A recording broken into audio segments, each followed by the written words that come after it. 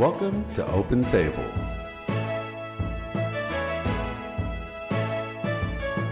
With your hosts, Cynthia Sue Larson. But it's okay for everybody to change. It's okay to let things go. And that's really powerful. Christopher Anatra. The universe is based on commerce. You know me as the quantum businessman. Jerry Hicks. I feel like I've woken up in a parallel dimension where everybody's exactly the same. They look the same memories generally speaking, but they're different. And Shane Robinson. Nobody has all the answers, so everybody's welcome to share their ideas, and it really expands our consciousness when we do that. Open Tables. Unique perspectives for a new view of reality.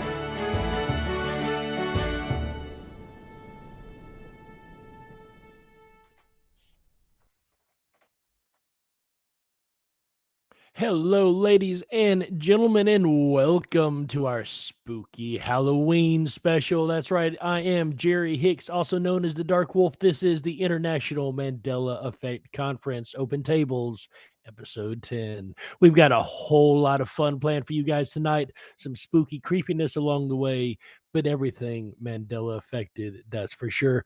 Couldn't rhyme that. I was trying. You catch that? I really messed that up. Anyways, ladies and gentlemen, before we get into the partying and the fun and bring on the rest of our amazing team, we've got a little bit of legality stuff we have to go ahead and get out of the way here at the beginning. So without any further ado, the content you are about to watch is meant for thought and consideration. Please be respectful of each other and opinions shared. This is a safe space to express thoughts, ideas, and information. Please note that no copyright infringement is intended with regard to inclusion of short extracts of material that are included in accordance with fair use under Section 107 of the Copyright Act. Whew. I'm practicing for the guy on the radio that does the quick thing with the car commercials. Did I do it good? Anyway, ladies and gentlemen, now let's get on with the show. Let's bring in the rest of our team. Miss Cynthia Sue Larson from Reality Shifters. Always a pleasure to see you, Cynthia. Mr. Shane Robinson from Unbiased and On the Fence. What's up, everybody? What's up, Shane? Good to see you, my friend. And ladies and gentlemen, we have a very, very special guest with us this evening. I would like to introduce, it is my honor and pleasure to introduce Dr. Emmett Brown, ladies and gentlemen. You may know him from Back to the Future. Great Scott, everyone. I'm here. I can't believe I made it. Cynthia, did you bring the plutonium? We need to get the flux capacitor up to 1.21 gigawatts. I need that plutonium. That is awesome. I don't know if you're aware, but they do sell a flux capacitor at O'Reilly's, believe it or not. What do you do about the plutonium, That's a little harder to get. I think we have to still be licensed on that one. Working on it. Probably, yeah. I don't know. There was that one guy that would eat it, back in the show. It wasn't really. That's another thing. Anyways, ladies and gentlemen, Mr. Christopher Anatra as Dr. Emmett Brown. Glad to have you here, guys. What an amazing episode we're going to have. Dr. Brown, what year are you visiting us from this time? 1952. Now, I believe, Cynthia, that, in the year 2000, what year is this again? 2022. 2022, you could probably get plutonium on any corner market. But in 1952, we had to hire like terrorists to go break into a nuclear facility to get it. So we need to bring that car up to the right speed and get the DeLorean up to 88 miles per hour. So, and the way I see it, if you're going to build a time machine, you might as well put it into a car and do it with style. Oh. If you build it, they will come. Right. Yeah. And didn't we have like one of our YouTube cover graphics that had you, Christopher Lloyd, on it as Doc Brown? I think Yes. earlier this year. So we we did. did. That's right. yeah, so Perfect. there you go. It was a Love Good the to have you outfit. in person with us. Speaking of in person, so many people tell me that I look like Christopher Lloyd. So I'm kind of going with that right now, especially like the old Taxi shows, Reverend Jim, that type of a thing. It's actually amazing to me how much you do look like Christopher Lloyd, especially in that costume. Yeah, the costume definitely helps. Yeah. Well, maybe if there's a talent agent out there and they're going to make Back to the Future, I don't know, 6 or something. Hey, I'm doing my audition right now. There you go. Any talent Hollywood agents out there, especially the Mandela affected ones, if you're watching, by all means, Mr. Christopher Anatra's your guy. Speaking of in person, we've got a lot of people in person here with us, ladies and gentlemen. As always, I'd go ahead and give them a quick shout out. Of course, we got Unbiased and On the Fence starting up the chat over here. Wasted Millennium, Lisbeth says greetings from Belgium. Internationally, we love it. Hello, Belgium. J.D. Peterson. Hey, kids, how's everybody doing today? It's IMEC Day. Woohoo! That's right, it is IMEC Day. Tyrell Core and Gainer. Juliana93 or Juliana, not sure which the pronunciation. Raider Champion. Kevin T. Juanito 1975. Raider Champion. Bill Knight. Glad to see you, Bill. How are things across the pond? Another international listener, Natalie Butler, Overprotected 1111. Stick around, Overprotected. We got something for you coming up later on. And everybody who's listening and not chatting, we appreciate having every last one of you guys here. It is absolutely amazing to see all of you guys. Thank you so much. Awesome. So shall we get started with our information this month? We have a lot to go through. Our show agenda, ladies and gentlemen. That's right, we have an agenda and we don't hide ours. There we go. We've got this month's sponsors coming up. A lot of crazy, creepy, crawly Halloween sponsors coming up. Updates from Cynthia, Chris, Shane, and myself. The Golden Mandy's will have a little part where we'll discuss that. Vertical Crocs. What are vertical Crocs? Are we talking about shoes or crocodiles here? Definitely have to stay tuned for that. USA Today has dropped a piece on the Mandela effect. We will cover that, as well as Angela Lansbury, unfortunately, has passed, but it's the first time. New blood. We have new blood, ladies and gentlemen. What could that ever be? Fire rainbows. That sounds a little scary. Maybe we just keep the fires in the jack-o'-lanterns at the Jack-o'-lantern Festival. What about Abe's NDE? Who's Abe? And why did he have an NDE? Could be something very, very incredible. Check it out.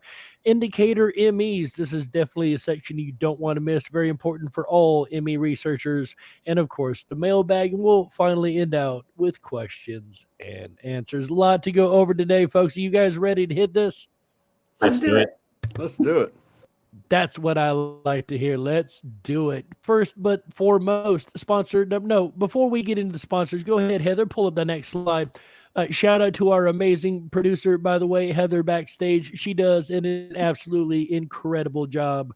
For those wondering, no, it is not the same Heather as with the Rip and Rabbit Hole. I've had that question a couple of times. Real quick, ladies and gentlemen, check this out, team. JD Peterson with a $10 super chat says number one fan. There we go. We have our number one fan, apparently, folks. Thank you. Thank you so much, JD. We very much appreciate that, sincerely. If you would like to super chat us, remember your donations are just that, donations, which means they are a tax deduction. We are a non-charitable organization, we are a charitable organization, a non-for-profit organization, and I don't know how those words got all mixed up there, but there we go. The wig suits you. You now look like one of those judges from the old times. Yeah, exactly. This is time court. We're in the time court. Time court. Oh, there we go. The time cops come in to give their evidence. Yeah, I like that. That's a story concept. There you go, folks. Time court. If you don't write it, I might. Yellow Sun, good to see you. All right, folks. Speaking of yellow, we are starting out with a very golden plant here, a Lazarus plant that has come back from the dead. Apparently, this thing was worth its weight in gold to the ancient Greeks and Romans, as they used it for many, many things, from spices to medicinal purposes and even perfumes, and some say it was even an aphrodisiac. They put it on their coins, Would they considered it a gift from Apollo, and it's golden color. Another golden Lazarus, folks. What do you guys think of this?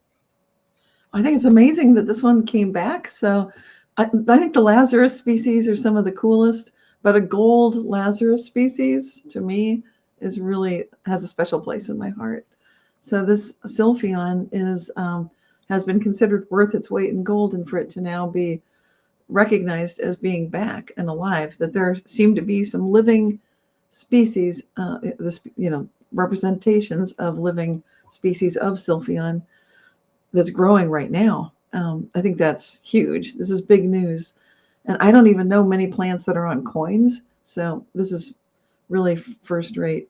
And it's been gone for a long time. So sometimes when these Lazarus species come back and they've been gone for like 100 years or more, I think that's really noteworthy. So this one's special to me.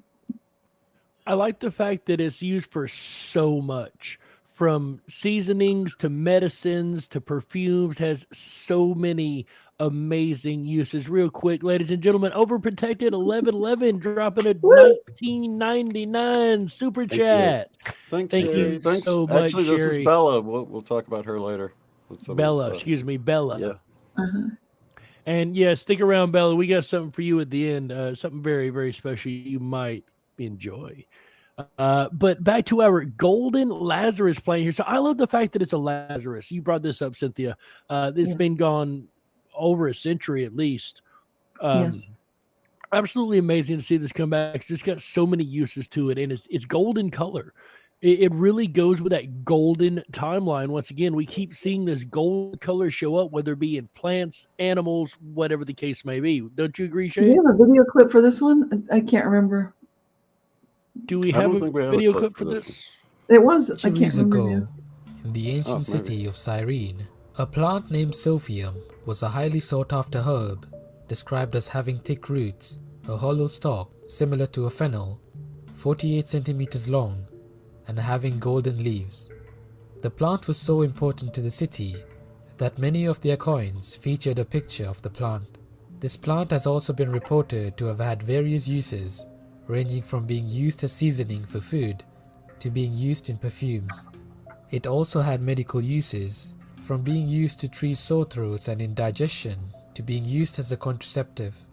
This plant has been considered to be worth its weight in gold and is even said to be a gift from the god Apollo. However, today, Sylphium has vanished. What was Sylphium, and where did it go? Some believe that the plant was driven to extinction, while others believe that it's hiding in plain sight. There is a lot of debate surrounding the identity of this plant. However, it is currently generally accepted that Sylphium is an extinct species part of the genus Ferula.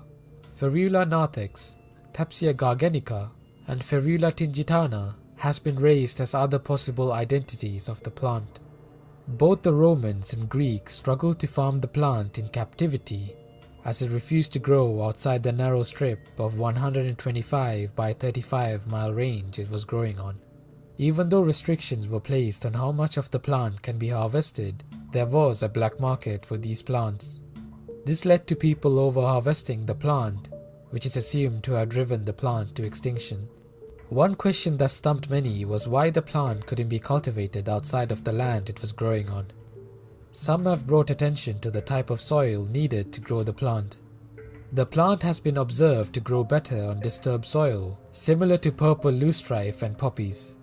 Disturbed soil allows more light to penetrate the layers due to the soil being less compact. Others have brought attention to similar plants like the huckleberry, which grows in the mountains and woodlands of Northern America, and it does not bear any fruit when cultivated. The soil to grow the huckleberry plant requires a wide range of nutrients and growing conditions, which makes it difficult to cultivate. Sylphium could also require such conditions to grow. Another possibility is that Sylphium was a hybrid, a cross between two species. Although the probability of Sylphium being extinct is high, it is possible that the plant is still around. A complete survey assessing plant diversity has still not been conducted in Libya, and Sylphium, or a descendant of the species, may still be growing somewhere in Cyrene, and it just hasn't been found yet. Maybe it's just a matter of time before it's found and identified. Or maybe Silphium will forever be a plant of the past. This is a great documentary short because it shows there's some speculation still and a little bit of controversy about is it back? And there are scientists who are claiming it is back for sure, and they've written some scientific papers about it. So, but scientists have debates as they always do. So, I think for our purposes, it's very interesting that this plant could have been considered gone, but now there are those claiming we have found it. It is back. It's here. Well, it spoke of the soil had to be a special type of soil. And Yes. could it be that has actually become more prevalent on, quote, this version of Earth? That could be. And as we know, with waiting for some extinct animals like the dodo birds to come back, for example, sometimes we feel like we're getting closer. So to me, when I see that we've now got several species of Sylphion that look like they're here and that maybe they never left, that's a new development. And so it's kind of like from a Mandela effect point of view, we're actually looking to see what did the story used to say that we remember? What does it say now? I never heard of this plant that I can recall anyway. Right. So right there, that's a little bit of a Mandela effect for some of us. It's new to me too. I'll just add to the conversation a little bit too. Like when you look at the design of the plant on the coin, it looks unusual, right? It doesn't look like a normal plant would look. And it reminds me when I was looking into the Akashic records related to the Voynich manuscript, if any of you have heard of that before. Yes. Absolutely. Yes, sir. Yeah. There's a lot of like images of plants in that manuscript, which by the way is kept in Yale University, pretty close to me. You actually go to the Yale library and they have it behind glass and you could actually see the original Voynich manuscript. It's been there since the early 1970s. And a lot of those plants were really interesting. And the whole thing is like, where did this Voynich manuscript come from? And I was reading it actually came from Inner Earth. And it was related to a civilization called Telos, which is in Inner Earth. And a lot of those plants had magic abilities. So you wonder if this plant also grows in other realms of Earth. And, from a business point of view, like if someone feels pulled to this plant, and they did further research on it and they could figure out like, has this come back or has it been growing here all along and we had no idea? With all of these properties, alchemical properties that it has, it could be something that could help people, like seriously, all these different, from sore throats. I don't know how it works with contraception, but all these different things you could help people with. So this could be really good. This could be a sign of a golden timeline on a gold coin, showing that, helping humanity, how this plant could help us. And maybe it was growing in Inner Earth somewhere else. And now it's finally come to the surface. So there's all different ways you can look at this one, but it's a beautiful one. Yeah, absolutely. I love it too. It's absolutely amazing, just the fact that it is coming back into the timeline. Well, like I said, so many uses for this one little plant. It's go ahead. And they put it on a gold coin. That says a lot right there. You don't just put it. Look, where's Caesar? Instead of that plant on the coin. So that says a lot about it. It really helped their economy for sure. Because what do we typically see? Wheat or something like that. So it's always something that creates abundance. So it must have been definitely respected and revered. Here's one thought on that Voynich manuscript. Perhaps we've moved so far away from that Earth that none of that could even make sense anymore. Perhaps those don't even exist in this reality, though they could come back. That's interesting. I often think that with some of the Nostradamus prophecies. How we haven't shifted to a point where things might not line up like we thought. So I'm sure it can happen. Yeah, maybe we're getting thought about enough. that. You can go ahead, Jerry. I never thought about that with Nostradamus. Yeah, and maybe we're getting enough magic back into this realm where these types of things can, manifest more easily than they could have before. Yeah, I'll have to look into the Voynich manuscript. I haven't. It's new to me. So. Really? Yeah, there's a lot of play. Yeah, it was new. It was actually new to me.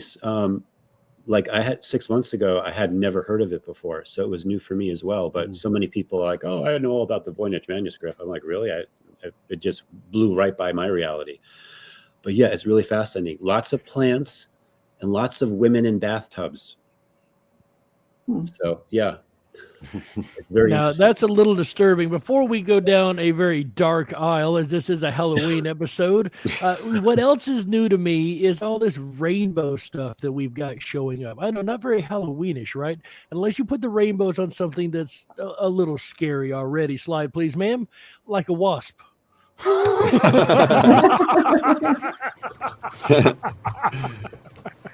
The rainbow cuckoo wasp. So this is the rainbow cuckoo wasp. Cuckoo Wasp. Now there's a word you don't hear every day. The thing's crazy, right? It's cuckoo. It's nuts. I don't know. From community member John Jamieson. This was seen in England, I guess, is where these are. He's seen one outside of his house and got to look, and he come to find out they're not as weird as he originally thought. Still weird though.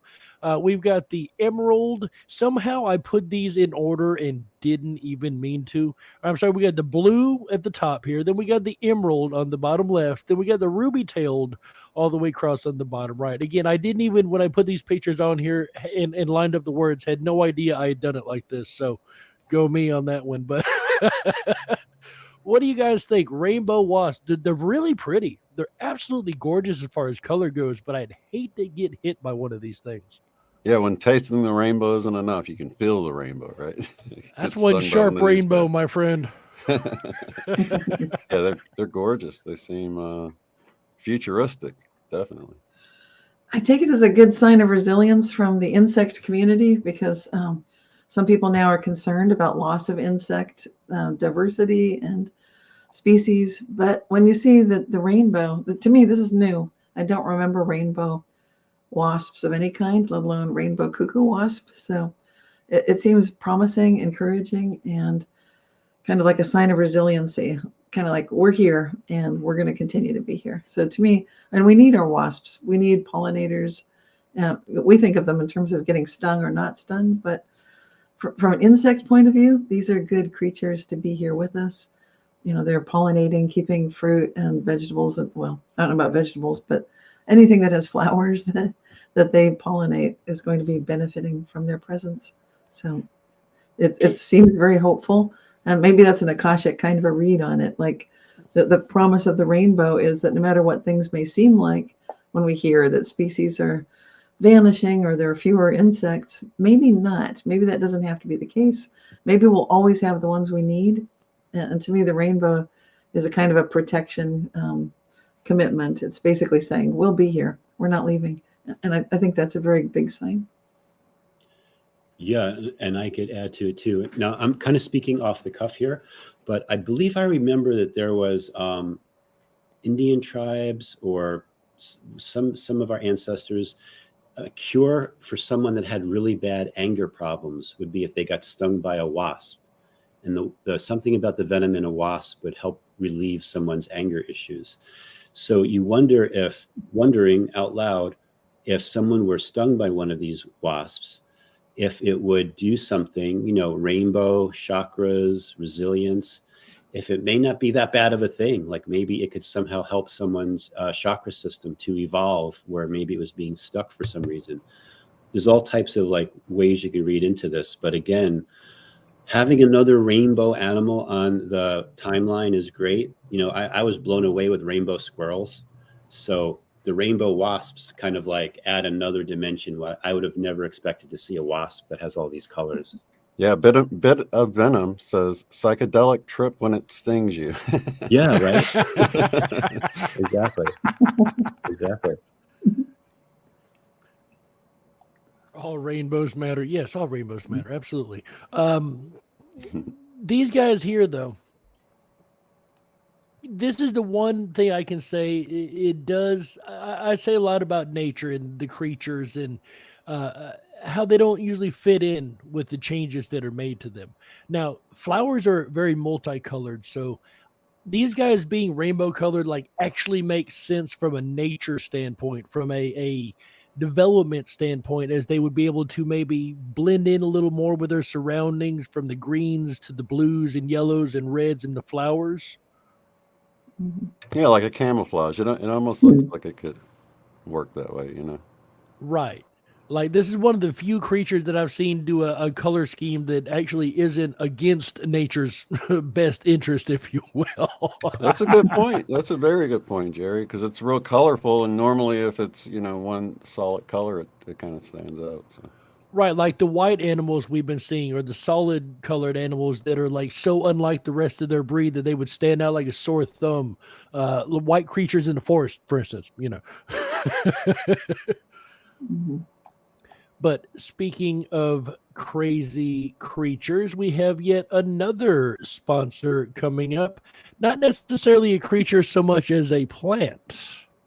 Cynthia, well, tell we us turn them about... into creatures these days, don't we, with the jack-o'-lanterns? Ooh, that's true. Bippity boppity boo.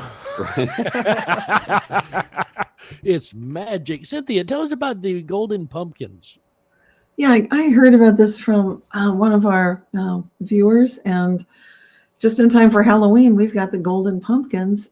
These are new to me. I just remember orange pumpkins from my childhood and all the years that I've been carving pumpkins for Halloween with my daughters. Basically, this message that comes through with a golden pumpkin, and now we've got these pumpkin festivals or something, which I didn't know there were enough of them to do that, and they grow to gigantic size. So this golden age theme continues with the golden pumpkins, and the fact that these golden pumpkins can be even bigger than the regular pumpkins seems to indicate maybe that this golden age of golden timelines is expanding, and it can be mammothly bigger. It can, in fact, win the day. So no matter what things may look like, it looks likely that we can overcome any problems.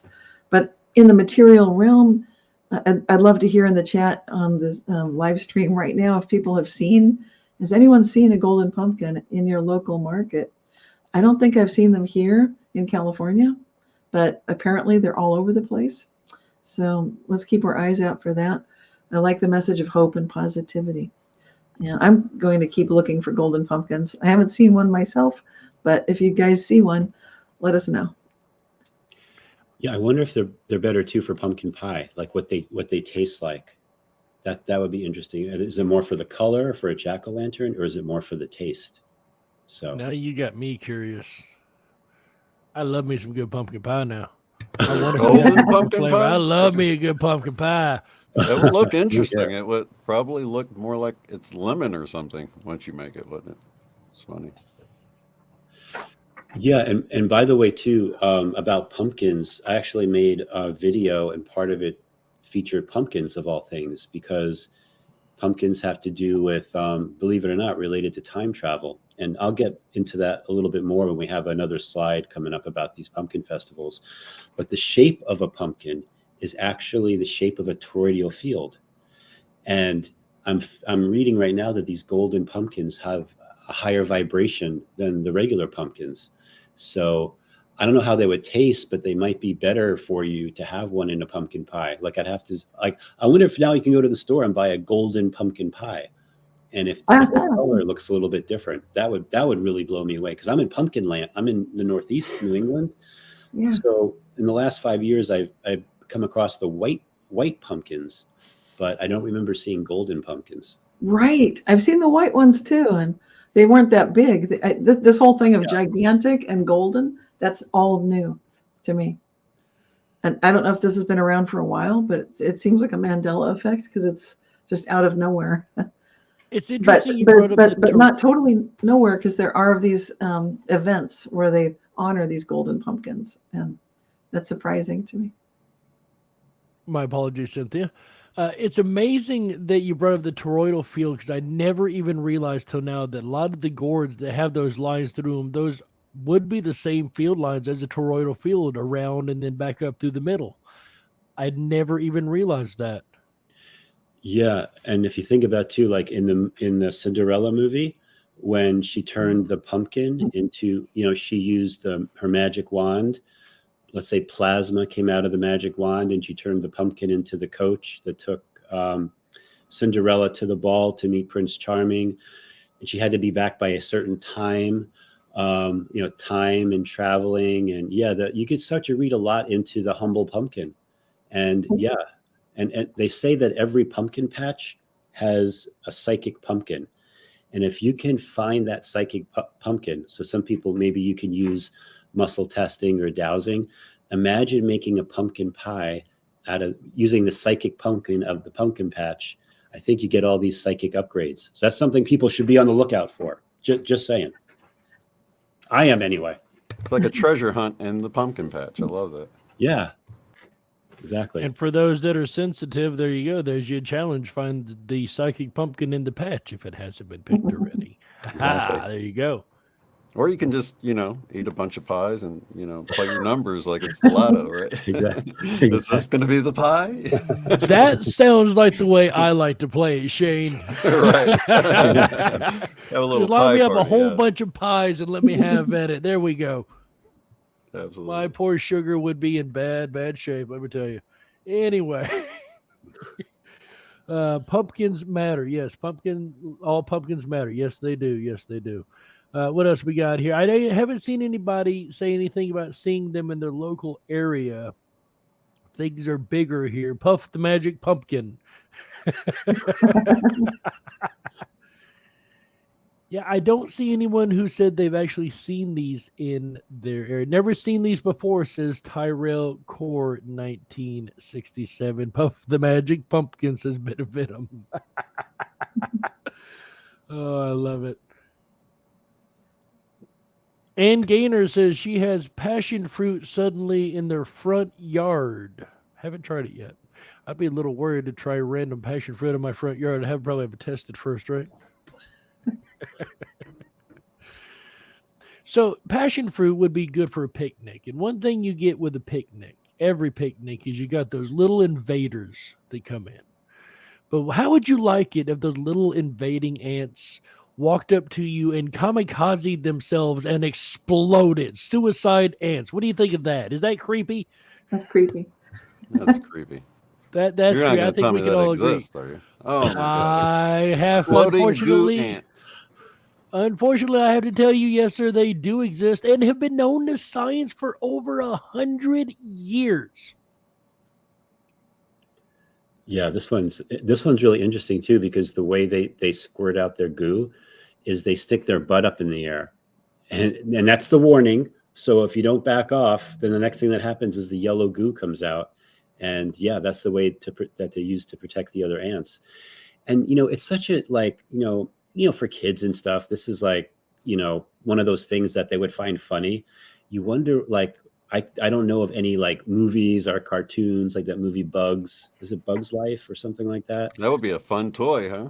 Yeah, it'd be a fun toy. Like Yeah, Play-Doh exactly. or something come out. Exactly. And yeah, it's not in this timeline. They've been around for 100 years, so, or at least known about for 100 years. And there's all different varieties of these goo ants. So for me, it was brand new, absolutely brand new. New for me too. And the warning sign reminds me a bit of a skunk, just that raising something like a skunk tail in the air. That's your warning. So it seems like there would have been something mentioned about that, like just the universal warning sign. Now, are these all over or just? So apparently they're very rare. They aren't exactly your common ground ant. You're not going to find them at every picnic and every park, anything like that.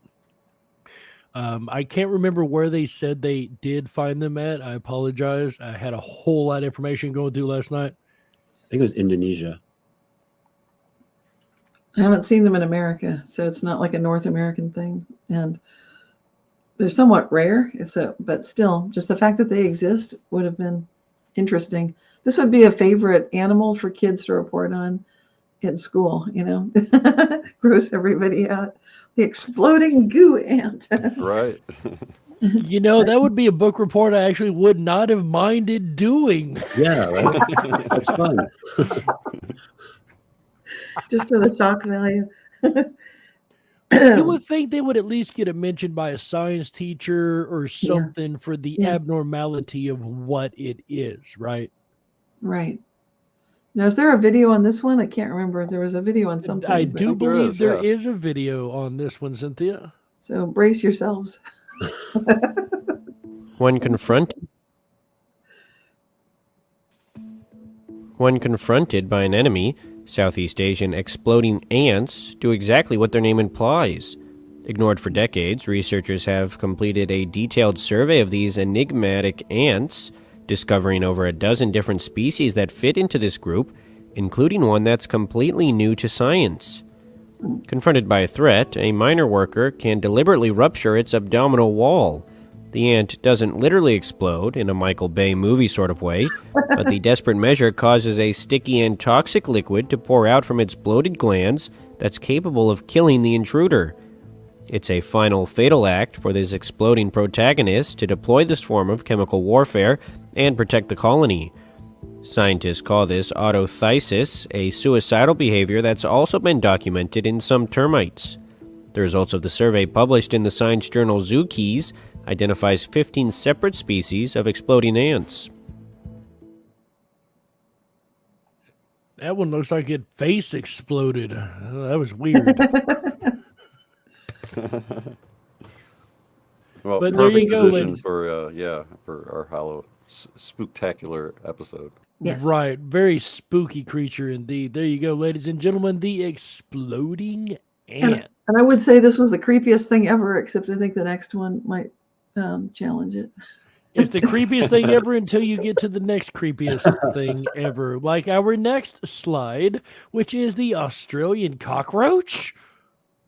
Yeah, cockroaches are pretty darn disgusting to me. What about you guys? I'm not a fan of cockroaches. How about I you? don't like them. Yeah.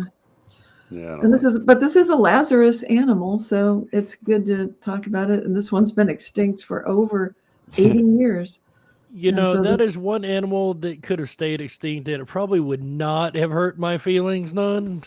People don't miss it much. Hey, I'm sure. it's down under, right? So Australia, there you go. Which means it probably has a poison to it too. But our slide here says that some people do believe that it's, cute and charismatic. I don't know who says that. So this, yeah, right. This is from an article. P. Okay. Lada, I guess, was one of the researchers. It says, believe it or not, quite cute and charismatic, has no interest in going into people's houses. I've never heard of a cockroach called cute or charismatic. But if one is going to come back, this is a good one. So that's a good point. That's fair. Like, I don't agree when women call a snake cute or something like that, or a spider cute. There's just certain words don't go with certain creatures. Cockroaches and cute, again, in my book, just don't go together. Charismatic, okay, I give it that. That I can understand. It's a bug. But cute, nah, maybe not. Anyway, all jokes aside, it is wingless, about 4 centimeters long, stays hidden in the forest, and when it burrows into the soil and feeds on leaf litter and rotting wood by night. So it definitely has actually a very good aspect nature-wise to it, as it breaks down the environment and helps to overturn the soil, whatnot, clean up the environment, if you will. And it stays out of houses. So this is a good cockroach, a good one to come back. Yeah, it's almost like what earthworms do to the soil. Like earthworms help revitalize the soil, and this cockroach, you're not going to find it in your house because it doesn't like humans. It doesn't feed on like leftover garbage or food or anything like that. But it does do that recycling of the leaves and the rotting wood. So they can be cute and charismatic in the woods. So there you go. Perfect. Love it. I don't know. I guess to work with insects like that, you probably would think of them more like your little friend, and they're, I don't know. It's kind of part of the wiring, right? And for the golden age, we need good soil. It's part of really improving the fundamental core foundation of our earth and keeping it healthy and vibrant. So I do applaud this one coming back. So we can agree on the charismatic part then. Yeah. We had that Sylphie on earlier, and we noted that it had a special soil that it had to have. Again, a different soil, a change in the environment, a new environment coming in, if you will. Yeah, because maybe it's even doing more than breaking down the leaf and the rotting wood. Maybe it's adding something to it to make the soil even more fertile. And maybe there'll be more Lazarus plants that erupt from that because of the job these little guys are doing in Australia. So It's like a chain reaction. Yeah. Yeah, exactly. When you get into soil composition, some of the best soil secrets on Earth are sort of a lost science. They're from, I think, South America, where there's some lost art of making the very best, most nutritious soil, and humans don't know how to do that anymore. But I think we're getting help from these creatures, showing us this is how to renovate your soil so that you don't need to dump chemicals into it from large corporations and so forth, which might have toxic downsides somewhere along the line. But instead, maybe there's a way to just learn to bring this golden age of soil back, these lost arts that maybe they're not completely gone. So to me, it's a promising sign. It's good to see in all the timelines we've been going through and these golden timeline that we're basically on or headed into. I'm not sure how to pronounce that, but just the same, it's really amazing to see the Lazarus creatures coming back, the Lazarus animals, and each one has such a special aspect to its environment. Each one has more than just a tree. It has a special aspect as far as the soil or what it does or what it eats, or it's almost like going back in time, if you will, going back to a more, like you were saying, a more plentiful, refreshed earth, a more fertile land and soil and things like that. Yeah, I think we are. I've like recently I've heard about researchers noticing for the first time gophers are farmers, and I've been observing that with our gophers here in my yard, in my garden, that the gopher that lives here, it pops up, and when I want to take pictures, it shows me left side, right side, front, which gophers don't usually do that, pocket gophers.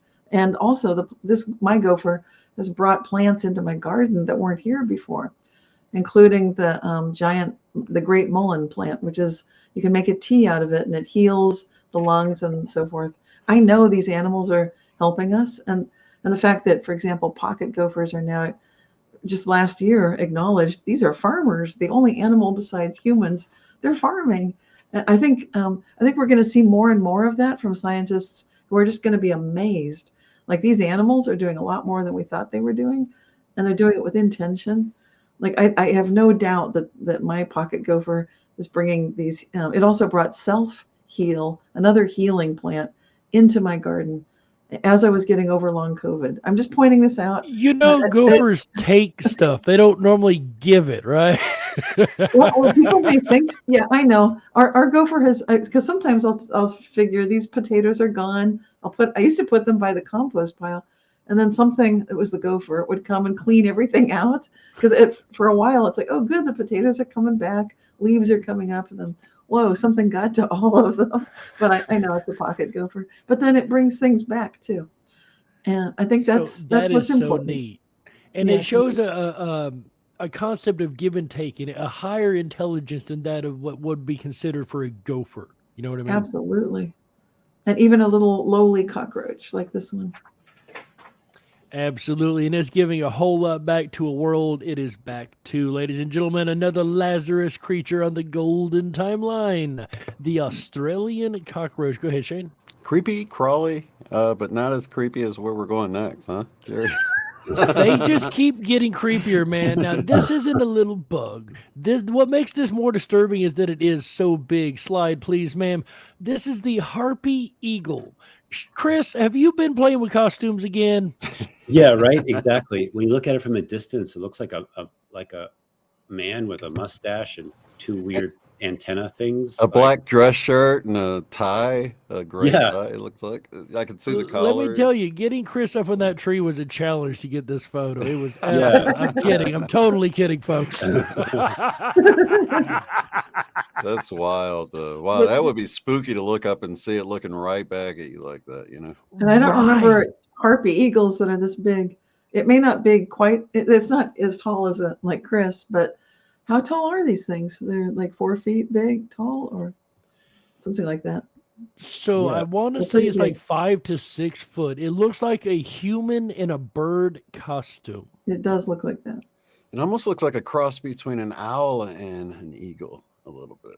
something. Well, or a It's very human strange. and a bird. The harpy eagle was actually named after the mythical creature, the harpy, which was a half human, half bird creature.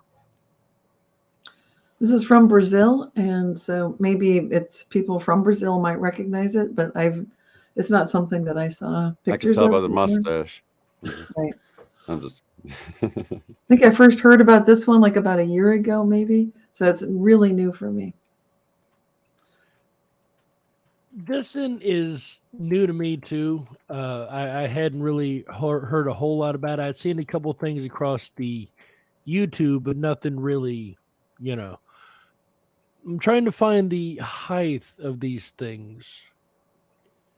Yeah, I remember seeing a picture of one of them next to a person, and they were pretty tall. They were at least 4 feet tall. That's what I'm thinking. I think They're 4 huge. feet. They're huge. So it looks like they can go between 2 and 4 feet. So it was a log that guy. Okay. There's another picture. It's one of these standing on a log and a guy standing next to it, and it's just as tall as he is. Right.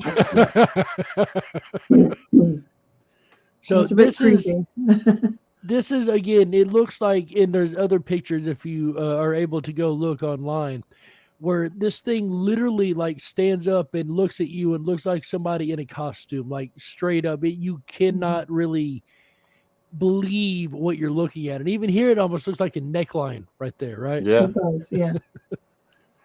Almost looks like a Muppet. And this is the second one we've had that come into the timeline looking like a Muppet. You remember the Shoebill Stork? Yes. Oh, yeah. That was another disturbing creature.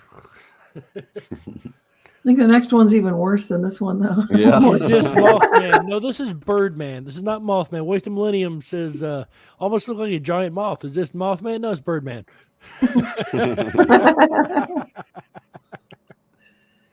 And speaking of birds, staying with our flying topic, what is the creepiest creature There. with Oh my wings God. you can think of? How about this guy? This is a hammerhead bat, ladies and gentlemen. Not a hammerhead shark. You heard me right. A hammerhead bat. Golden crowned flying foxes. Okay, flying something. I don't know about a fox, but type of fruit bat that eats figs, actually. I don't like bats. What do you guys, before we get into this last part, what do you guys think of bats? Well, when I see them near my house, they're okay because they're eating mosquitoes or, bugs. But something the size of, look how big that is. I mean, that's a motorcycle next to it for scale. This thing is, I don't know how big that is. This is creepy. It's just the Looks size like of another it. 4 foot easy. Easy 4 feet, for sure. JD Peterson says he loves bats. Well, that makes one of us, my friend, because I do not. Local I folklore don't know. says, I've had them. Oh, Go sorry. ahead. Go ahead. Go ahead. I was going to say we've had bats swarming around. I just thought they were birds, and somebody was like, "No, those are bats." And then all of a sudden, I'm like, But I've seen them. Being a painter, I've seen small ones out, and they're no big deal. But this would creep me out if I pulled a shutter out and this flew out from behind it. You know what I mean? Right. Now, I did have bats growing up. I lived in the country, and we had a street light on our property, and the bats would feed on the insects around the street light. And I always thought that was pretty neat to watch them swoop in and grab an insect. The way they fly and whatnot, I thought was really neat. But they weren't nowhere near this big. We're talking little bitty bats, like regular sized bats here. If that was my motorcycle, I'd want to sneak up and very quietly not disturb the bat. Yeah, push it, roll it off. Right. You don't want to start it up right there. With your back to it. Yeah. Yeah, and there's guys, this reminds me of a Meatloaf music video? album cover, right? Oh. Yeah. Right. And there's like other pictures you can see of this, and you see their face and how the face almost looks like, when I first saw a close-up of the face, it almost looked like a dragon or a dog because it has like a big snout on it. And it says in the slide here, it's related to the flying foxes. It's considered a giant golden crowned flying fox. And, for a lot of people, the whole concept of the flying fox, how big they are, is a Mandela effect. But then in Australia, I was watching this one video of this woman in Australia, and she's known about these flying foxes her entire life. It's like, this is not a Mandela effect. I've known about these my whole life. And she had one in her backyard, actually, that she was trying to get rid of. But again, from that bubble of reality has merged into this bubble of reality, and now it's a thing. Now we all know about these very interesting creatures that are out there, and there are also abilities for ultrasonic detection. Like that's how they navigate, right? Using sound waves. So yeah, so maybe there are things that we can learn from them and how they navigate the reality using, the sonar that goes out and the echolocation. So very interesting technology that they use, so they don't need to have light all the time to do their bug catching, so to speak. Definitely something neat, and we'll only find that in one other creature, one of the other most fascinating creatures on this planet, of course, the dolphin. We find also uses echolocation as a means of survival. Local folklore in the Philippines says that the giant bat is related to the aswang, a mythical creature that could turn into a giant flying entity, a cryptid creature for those who have done their studies in cryptids.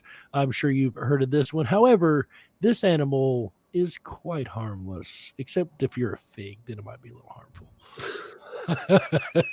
Or if you start up your motorcycle right next to it while it's right, it may become a little harmful at that point. Yes, sir. It's definitely going to whack you with its wing as it's taking off there, because yeah, those are big wings. Could you imagine being chased down the road by that bat on that motorcycle? That's even creepier than that scene in Wizard of Oz. Fly, my pretties, fly. Yeah. Too bad she never said that, huh? I know she never said that. Another Mandela effect. I remember well, it too. It's like when I said, if you build it, they will come. These things, these Mandela effect phrases, they seem so vibrant, Right, and we've known them. They're so stuck in our psyche. We've known them for so long because that's what it was. That's how we remember it. That's how we were exposed to it. Sorry, I get off on a little tangent when it comes to that. That's cool. Speaking of tangents, we've been on a tangent about a number of strange creatures, and doesn't end here, folks, because it only gets more strange and a little more creepy, actually. From flying creatures to see-through creatures like glass, ladies and gentlemen, transparent fish. Shane, tell us about the fish. Actually, I'll pass it over to Chris. Chris, tell us about the fish. Somebody tell me about the fish. Okay. Maybe a mermaid could tell us about the fish. Ooh. But yes, so I saw this. Somebody recently posted this on Facebook. It was new for them. There's always been like these kind of transparent fish you can see, but this one was really unique. These are tiny barrel-shaped organisms that move through the water by pumping water through their gelatinous bodies, munching on phytoplankton as they go, which is really interesting. And when you look at the close-up, you can see like their internal organs in there. They really are see-through, and they're about 4 inches in length, and they can make luminous chains up to 15 feet. So I'm imagining that means glow in the dark. So it sounds like they're not just transparent, but they could glow as well. So a very, very interesting phenomena. So we've had the, Lazarus of the insect kingdom, the plant kingdom. Now we're on to the fish kingdom. Really, just a really interesting fish. And we've got this because some of us don't remember transparent fish. Is why it's included. I haven't seen anything that's this see-through before, and it looks amazing. They look like their little toy ornaments are, Yeah, especially the one in the top right. That's the one I'm looking at. Fake, but it's wow, so amazing. And we want to thank R for the $5 super sticker. Thank you so much. Woo! Thank you. Thank you. Thank you so very much. Just got back.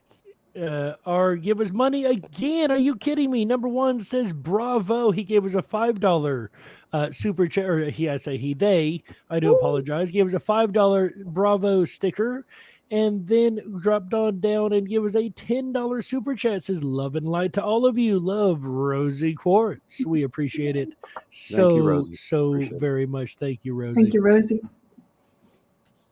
And thank you to every last one of you guys being here. Again, if you would like to super chat, go ahead and hit that button down at the bottom of the chat. Every donation is just that. It is a donation to a non-for-profit organization. It is a tax write-off, so do feel free if you would like to support us, as this is the only way we are supported is through you guys in the community. We are community built, we are community funded, we are community based, and everything goes right back into the community, ladies and gentlemen. So thank you again so very much from the bottom of all of our hearts here at IMEC.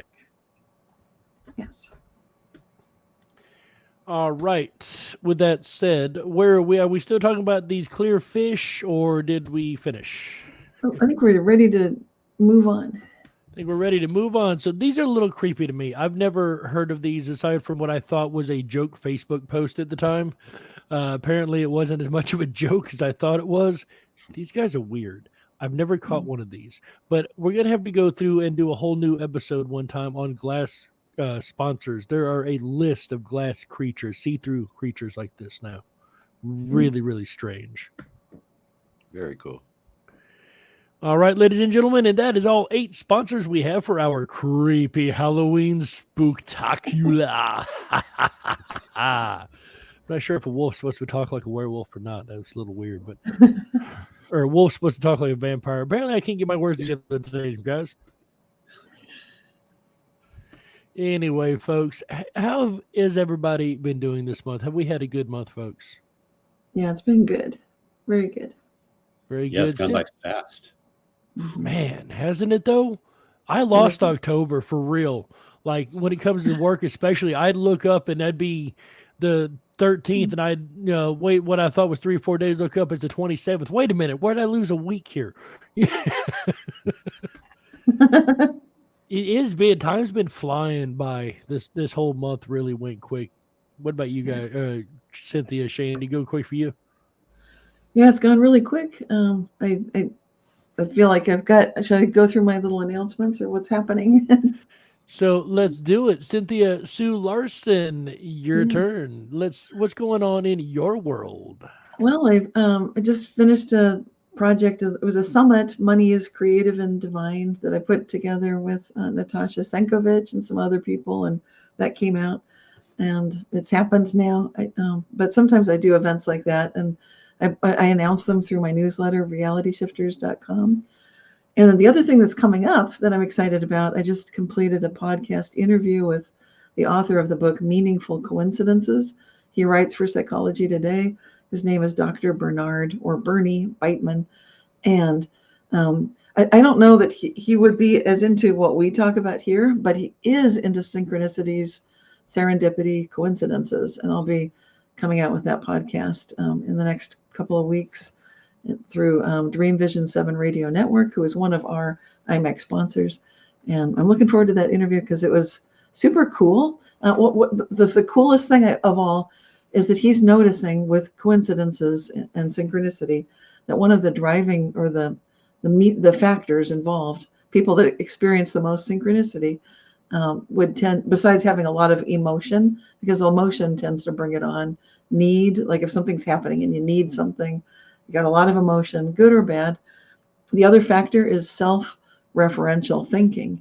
Now, this is what's fascinating, because I've done surveys with Mandela affected people. Hundreds of people were surveyed, and I found that the intuitive feelers, or what I would call empaths on the Myers-Briggs interest inventory, that's self-referentiality, because those are people that are going through awareness of levels of self. And when we talk about our higher self, those of us who get that concept, I think we're going to experience more Mandela effect, more reality shifts, more meaningful coincidence. So you can look for this podcast that will be coming out. And if you just subscribe to Reality Shifters, which is at realityshifters.com, then you can stay up to date when that one comes out. I think you'll love it, because we also talked about dog stories synchronistically. He kept saying short version or long. I'd say long. So he did 2 dog stories with synchronicities. I did 2. It's like the show is like half dog stories. So if you like dogs, you'll love that. And I think So that's let a me high ask point. you real quick: Is Yeah. it kind of along the lines of Jungian psychology and whatnot, as far as synchronicity goes? Is that where that comes from, or in his work, Meitner, as far as his work goes? I love his work. He would call it the psychosphere, and he goes into the history of the psychosphere. It's the mind, which is outside of the brain, but it connects with the cosmos. And so he's kind of getting into the morphic field, Rupert Sheldrake territory, but also bringing in the other philosophers and psychologists, going back to about the 1700s. So he's quite the scholar. He's really sharp. I would ask him a question, he just fires the answer back. I'm like, all right then. So fortunately, we Wow. got in some stories, and I actually love this topic. He's surprised at how in-depth my knowledge is, but I told him I've been studying this for more than 20 years. So And when is this coming out on DreamWorks Vision 7 or Dream not Vision this. 7? I think it's I don't have the date right in front of me, but I'll be publishing it on my social media, and it's coming out soon. Perfect. Wednesdays and Saturdays it'll be airing for the first time. Gotcha. I Everyone's just gonna wanted to love make it. sure You're gonna people love it. know it's not available right this second, right? Not yet, but it's coming out soon. By the time they see this, if they're watching this YouTube later, then maybe it is out. And if you would like to go see it, go to imec.world, imec.world. On our sponsors page, you can scroll down and you'll find them as one of our main sponsors there. It is Dream Visions 7, correct, Cynthia? Yes, radio network out of Boston, Massachusetts. Awesome. Dream Vision 7 Radio Network, ladies and gentlemen. That's where you're going to find when Cynthia, if you are watching this beforehand, if after, then this is where Cynthia has released the video interview with the doctor. Ladies and gentlemen, Cynthia Sue Larson. There we go. What a great update for this month. You can catch her work at realityshifters.com. Make sure you sign up for her newsletter, as she sends it out once a month, always filled with very uplifting, entertaining, and incredible information. Something I always look forward to getting, and it puts a smile on my face when I see it drop in my inbox. So hopefully you can also put a smile on your face by signing up and having yours come to your inbox. Also, ladies and gentlemen, realityshifters.com. Up next, we have, I'm going to save myself for last, Shane Robinson, Unbiased and on the Fence. How has your month been, sir? My month has flown by just like what I see here in the chat. Everybody's talking about time flying. And I'll actually bring up what I was wondering is a Mandela effect for my update, because, last week was fall break here for my kids. And I think this was like the second year I recall there being a fall break, maybe the third year, but it's really new for me because when I was a kid, we didn't get a fall break. You got spring break. Then after summer break, you had to wait all the way to the Christmas or the Thanksgiving break, which was the fall break sort of, right? And then you didn't even get a whole week. You usually got maybe Wednesday, Thursday, and Friday. A lot of times just Thursday and Friday. And then that's the reality I grew up in, and I even asked my kids and they're like, no, it doesn't seem like we've always had a fall break. So then I was like, well, is this a new thing? And then, I've talked to people in other states and they've had a fall break. So it just, I just kind of like to poll the audience and ask you guys, did you grow up with a fall break? Did you know there is a fall break now? I mean, they get a break every month. It's like 1 month, a week out of the month. They're not even like, they're getting almost a spring break. I love spring break. There's no way I would have forgotten about a fall break. I'm just saying, you know what I mean? I love the breaks. No, we only got the Thanksgiving break, then we had to wait till the Christmas break, and no, there was no fall break in there. Now, that's where these kids are out of school more than they're in school anymore. Right. So I've been busy with the kids and having a blast with them. And beyond that, it's just flown by the month. I'm really excited to hear from Chris. Oh, Shane, Oh, yeah.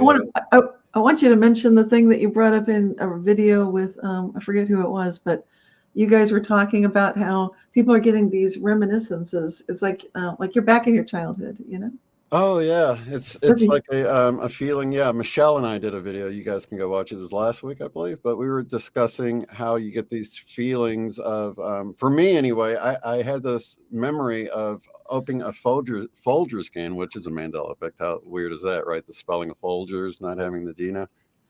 But I remember opening the can and smelling it. Even now, when I do that, I can imagine being like 3 years old, and it just takes me back to this feeling. But a lot of people have been having these feelings, and that feeling, it's, I don't know, you get deja vu, or you get that other feeling of nostalgia, very strong, and there's just almost something like in the air. momentarily reliving a moment Right. emotionally and everything. And it's Yes, the I had this feeling of happen that. last week to me, believe it or Okay, not. so yeah, what is that? I mean, I love the feeling of that. And That's it's happening awesome. a lot. I love how you brought that up, Shane, because it's like a huge thing. And I've been Mhm. noticing it a lot in the last few weeks.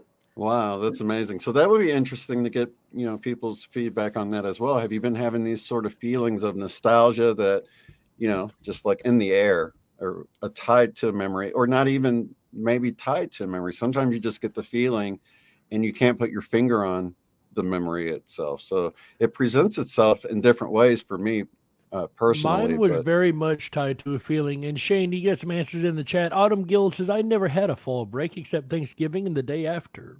Wasted Millennium says, always fall breaks here, Sweden, that is. lucky you. That's Elizabeth awesome. over in Belgium, I do believe she said, yes, my kids have fall break from next Monday to the 6th of November. Good grief. Lucky. Wow. Holy moly. Those kids don't even go to school, do they? Right? Wow. And they're still smarter than most of the American kids. I didn't say that. Anyway, better educated, I should say, than most of the American kids. I am going to go ahead and jump in here. I think Chris has something special to share with us. So I'll let him have the end time on this segment. But my month has been great. Haven't had a whole lot of crazy, which is probably good. I've been kind of busy working with you guys, as you know, working, getting the slides together and getting everything for the show ready and stuff, as we always do. Nothing out of the normal there. We always are doing shows over on the ripinrabbithole.com. For those that don't know, I have my own radio show, also like Miss Cynthia Sue Larson here. We are the Dark Wolf's Den radio show. We are in our third season, actually. Season 1 and season 2 was all about the paranormal. Season 3 has been more of a freedom talk radio. So, of course, as you guys know, we don't go on YouTube no more for our shows. Too much truth that YouTube doesn't like to hear, but that's a whole nother story. We are on the ripinrabbithole.com. That is RIPONRABBITHOLE.com. Over there, you're going to find the Dark Wolf's Den radio show, as well as my network partner AJ's Rippin' Rabbit Hole live show. Links now dropping in the chat for those that are interested. That is the ripinrabbithole.com. We went to more of a holiday schedule instead of Wednesday and Thursday night. Right now, I'm only doing Thursday night, so I've got another show this evening scheduled. 2 shows in one day. I'm usually doing this on a Wednesday, so it's not all that strange. But we're going down to Thursday and Friday on the network right now until we get past the new year, and we will be opening up to our regular holiday schedule. That's about all the work I've really been doing is the radio and IMEC right now. Of course, my regular job keeps me quite busy with the 40-hour schedule. Been a lot of crazy stuff going on there. Shout out to Jonah and all the people who I've told about IMEC who have actually tuned in. I really, really appreciate you guys. Great to see all of you here. Even if you're tuning in afterwards, we really appreciate you. We've got a lot of new listeners coming in, guys. Make sure all those out there in chat spread the word. Let everybody know where we're at here on YouTube, as well as imec.world. Let everybody know we exist, that we've got conferences that we're planning, that we do these little monthly shows. So much going on, guys. Please help us get that word out here at IMEC. That's pretty much it for me. Just doing the radio shows once a week this coming couple months. Staying up to date with the goings on in Wisconsin and all the interesting goings on, and that's all I can say on YouTube apparently. And that's about it. So if you want to reach me, I am darkwolfsdenyt@gmail.com. It can be found, of course, at the ripinrabbithole.com also. And that's it for me. I think I've rambled enough and taken enough of you guys' time. So up next, last but not least, Mr. Christopher Anatra has been out and about in the world, it seems, this month. You've been quite busy, have you not, sir? Yeah, I've been doing a lot of time traveling too, it appears. But you know what? I just want to say something that Shane mentioned about Folgers coffee, because as you were saying that, I looked it up online, and I guess for a lot of people, like the D has like Folgers, and then right now it's currently without the D, but that's like the Chick-fil-A one. It keeps changing to CHICK, CHIC. So a lot of people remark about the flip-flop on the Folgers, and I don't even know which one I remember because they both look right to me. So that's a real. I was never Don't aware you of that hate one that? before. Yeah. So I just Yeah, wanted to the dual mention- memories. Yeah. Yeah, the dual memory thing for sure. Yeah. So two big things happened over the last week. The first one is a lot of you guys remember that IMEC in 2019 when we had our first. So far only, but we're going to plan another live event soon, probably 2023. We're working on that. But How To with John Wilson, that HBO show, came out to the event and so forth. Well, I had gotten a call from John Wilson's, one of his producers, probably about a month or so ago. And he said that John wanted to come out and meet with me and apologize for how he edited the show. And he wanted to talk to me about something else. So I'm like, okay, this is interesting. So last Tuesday, I had two big white unmarked vans that came out to my parking lot, and all these people poured out of them talking on cell phones and all the stuff the Hollywood people do.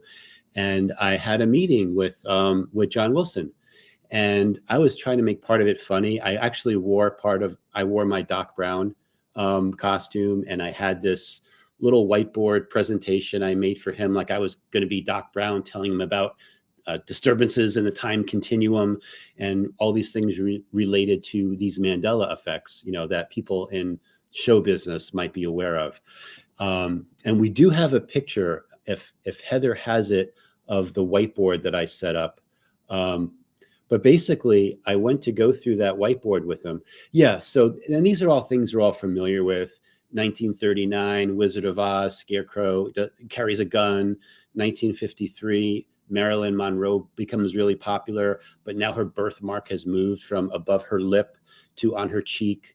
And on the bottom right, I have something marked Exhibit A, and that's to show a Monroe piercing, because the Monroe piercing is above the lip where everyone remembers her birthmark being. Now it's up on her cheek. Then moving on to 1964 and how Scooby-Doo doesn't have an Adam's apple anymore. And, everyone remembers him going zoinks, and that him and Scooby's Adam's apple moving up and down. In this timeline, it doesn't happen anymore. Perhaps that's a sign of like the gender confusion stuff that's going on right now in the world. Tom Cruise, 1983, Risky Business, dancing to that good old rock and roll, in his underwear. Everyone remembers him wearing the sunglasses. That, he was in his underwear, but wearing the sunglasses made it more fun. But now in this timeline, no, he doesn't have the sunglasses. And of course, the old one of Richard Simmons never wearing a headband. So I took him through that. I talked about that for a couple minutes. And he said to me at one point, he's like, Chris, take off your costume. He's like, I really want to apologize to you. And I'm like, okay. And he's like, he apologized for how he did the editing. He said that our show that he did about memory was one of the shows that he got the most comments from, and he really appreciated that. And he felt like he was a little bit deceptive about how he met me, wandering around in a supermarket, which isn't how it worked out at all. That was actually at the very end. So that was really sweet of him. I gave him a big hug. And then he came out and told me what his real purpose was. And he had this like yellow envelope, and he wanted me to open the envelope and take out what was inside of it.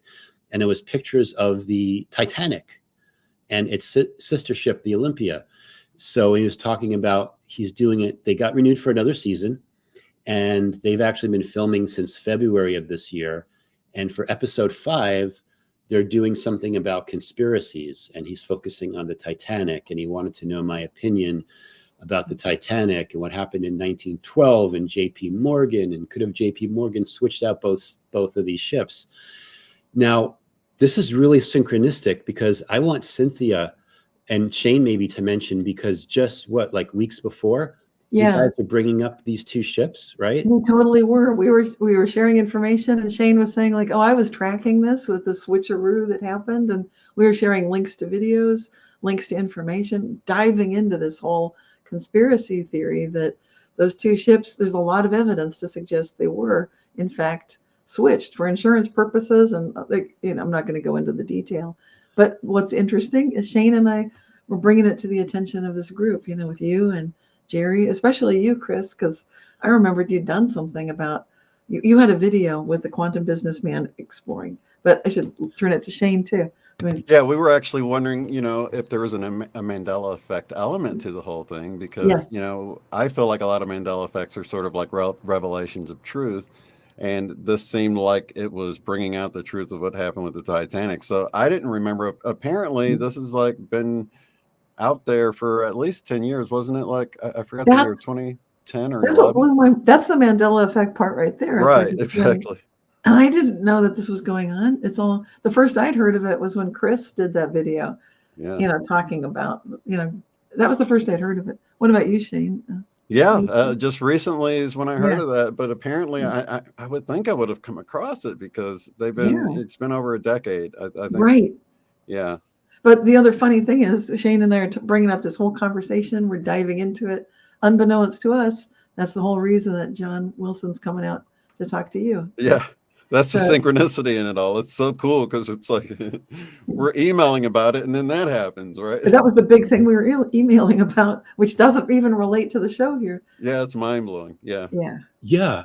I'm wondering, why is Cynthia and Shane talking about the Titanic? Like, this is not what they normally talk about. What are we? Yeah. Why are we doing this? And then John comes and asks you about it.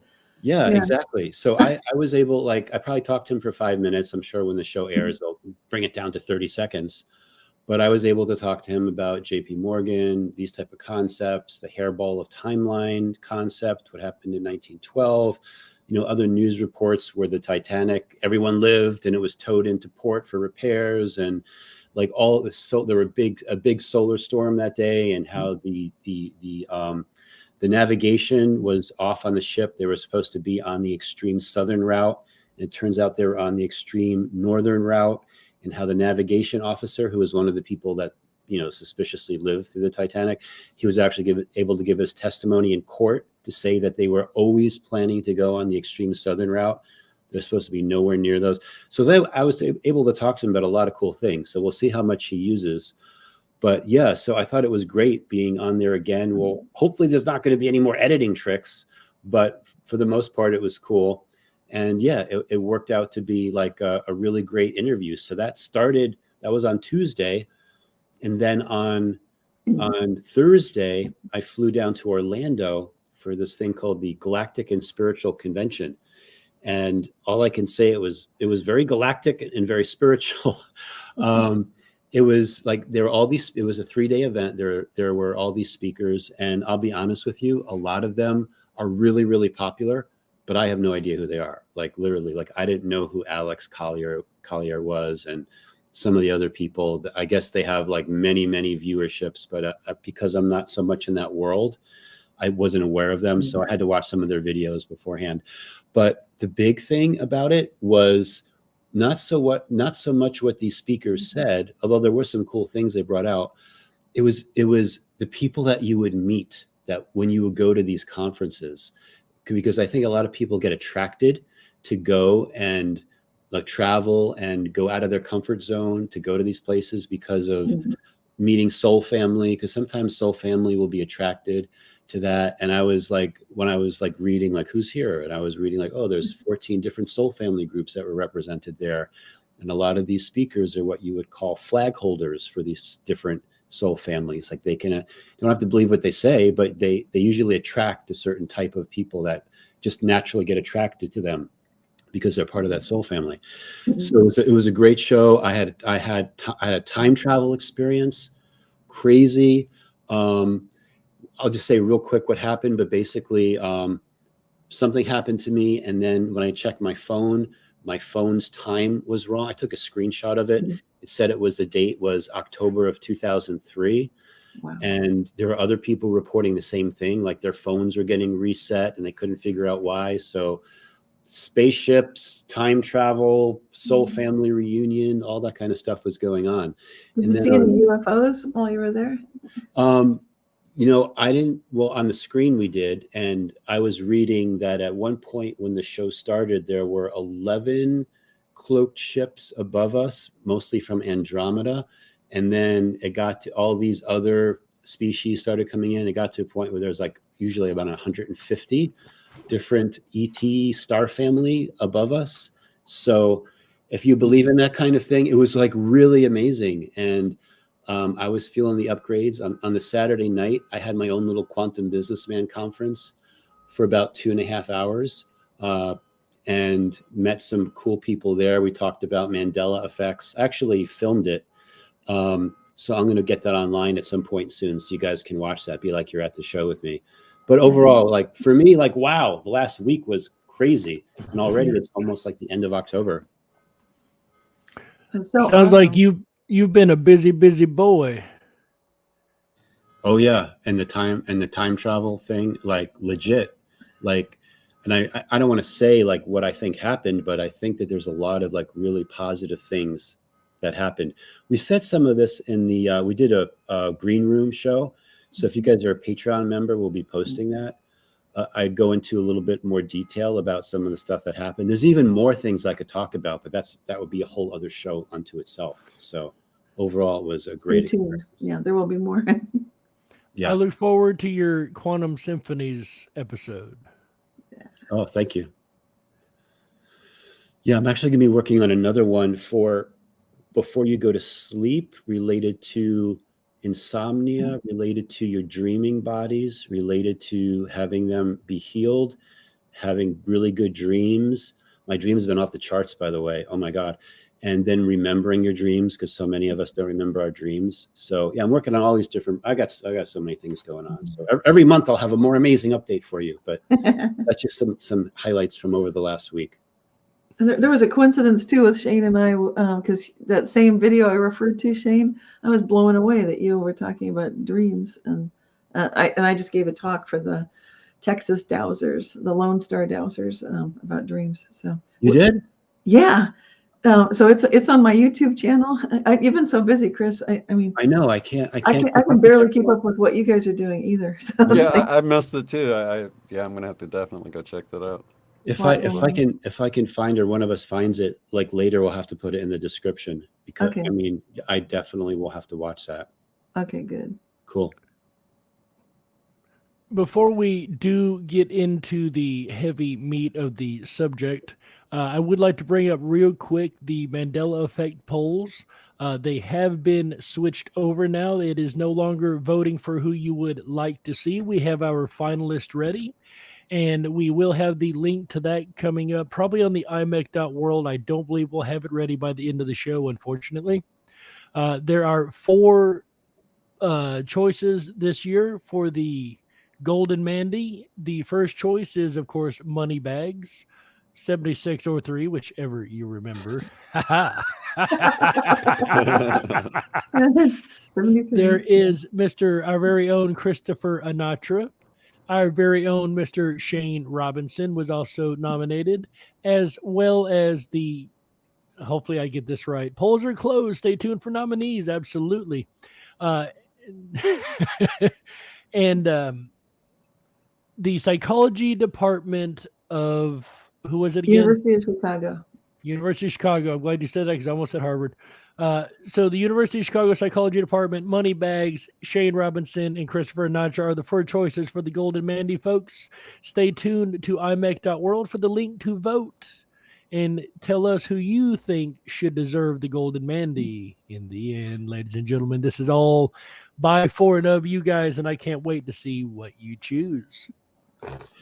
Yeah, Now, I'll just say, just to refresh people's memory about the University of Chicago, we featured them with their visual Mandela effect tests that they did, where they took 100 subjects. they tested their memory to make sure they all had good memories. And then they showed them images of like Fruit of the Loom logo and, C3PO and like all of these things that are like common Mandela effects, but testing like the visual part of it. And the results were overwhelming. Like the overwhelming amount of people remembers the Monopoly man wearing a monocle, like overwhelming. So, and these were people, they also were tested, like, how familiar are you with the game Monopoly?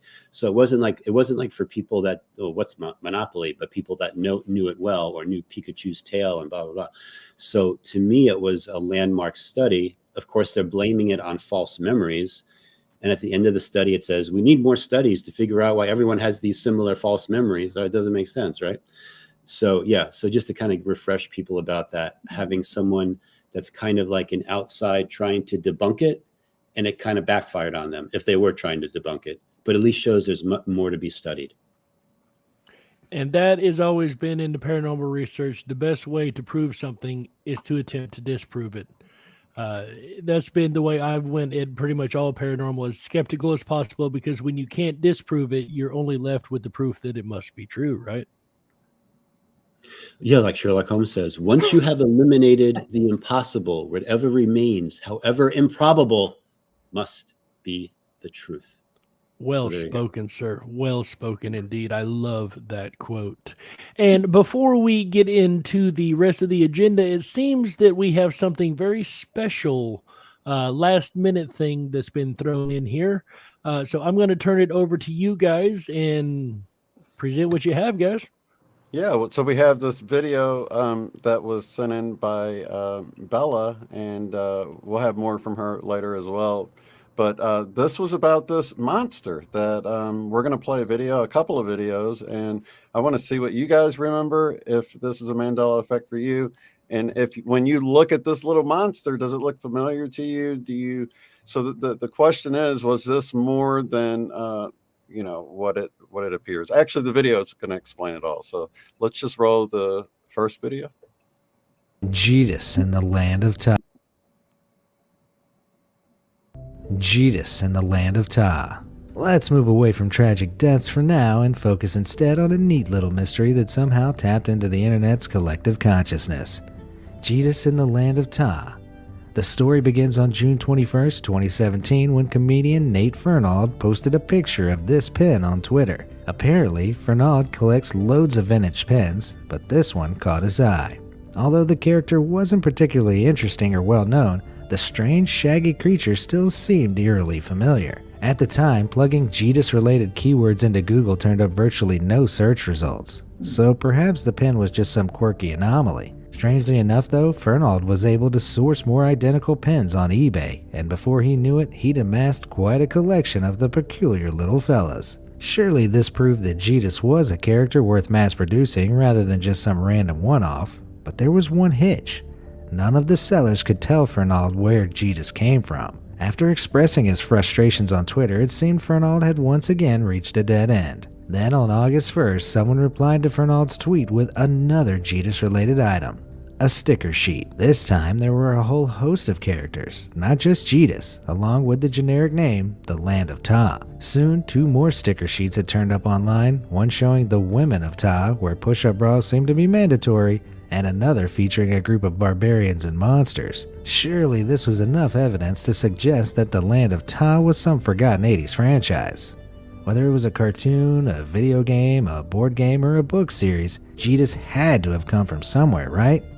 Wrong. Google Trend Analysis even shows that there was no search interest in either Jesus or the Land of Ta before Fernald's original tweet. Weird. Of course, people all over the internet soon joined in. They remembered Jesus too. They weren't just sure where from. Was this a classic case of the Mandela effect? Had the internet been collectively duped into remembering a totally made-up franchise? And most importantly, what was Jesus? Despite 3 years of internet sleuthing, no one can be 100% sure what the Land of Ta was, or even if it existed outside of this limited merchandise. Here's what we do know. The sticker sheets were made by the adhesive label company Denison, which had since become Avery Dennison, and has offered no real insight into the origin of the stickers. However, Denison doesn't make pens, which means the Jesus pen was produced by another company. This would have cost way more than the stickers to make, so why bother doing it if the design didn't relate to something with fans who actually wanted it? Gitas is also the only character to have been turned into a pen, which suggests he had some larger role to play. But he isn't even central on the sticker sheet. Ultimately, it seems like there are more questions than answers with this puzzling internet mystery. The main one being, do you remember Gitas?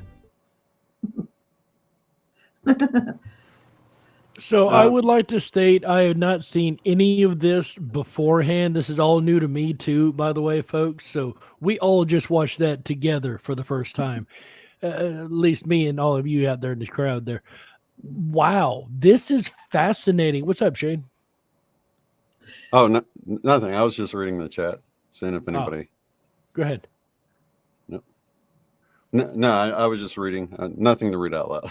I was following you, Chairman. Seeing if anybody remembers this Gitas. I don't remember the Land of Ta or Gitas at all. And that's neat that it didn't appear until the guy's first post. And then all of a sudden, there was an interest in all that. And why? Did it just come in the timeline at that time? It certainly seems that way. It was some kind of a timeline event. So like it, and I know at some point someone's going to remember Land of Ta. Like, of course, Land of Ta. Like that's how these things work. And timelines merge, more data comes in. So we have this whole, Gitas and the Land of Ta and all these characters. Looks like a comic series. I can't. Cartoons. Maybe it was a Saturday cartoon. Something that I think is going to start. With clothing like that, sir, that was not a Saturday morning cartoon. Oh. But wait, there's more. We actually have another video. We do have another follow-up clip. Oh, really? Yeah, we did some more research to find out, because I know what happens. If we post this, then we're going to get in our comments for our YouTube. People say, well, we did some research. We found out what's really going on. Maybe not the final story, but we do have some more information about who the artist is and a little bit more about this Gitas or Gitas character. Ooh, I can't wait. Yeah. Please roll that clip. So great. Most of the artwork that Dennison used at the time was commissioned from outside freelancers. However, the word Gitas triggered one surprising memory. We were rolling in the Gitas at that time, and the problem is that became so popular. Hold up. Rolling in the Gitas? He would always use that word. Well, why should we do this? Well, you get a little more Gitas. I can always remember he used that terminology. And Gitas, when I heard the word Gitas, I said, well, the guy's name was Fred Garlock. He's passed away, but that's the only place I'd ever heard that. Apparently, using the term Gitas to mean money had become a bit of an inside joke at the Dennison offices at the time. And because of that, Ben and Amory figured that perhaps there were some other people working at the time who might have known where it came from. And it was that line of thinking that led them to contact Tom Manguso, who was Dennison's art director at the time the stickers were made. They began by picking Tom's brain about artists who worked with the company in those days. He started to name off a few people that he remembered, but things got interesting when they sent a picture of Gitas to Tom's son Bill. Because you see, Tom didn't recognize these drawings, but his son Bill did. Bill said that the Land of Ta stickers looked like the work of an old colleague, a man named Sam Petrucci. And guess what?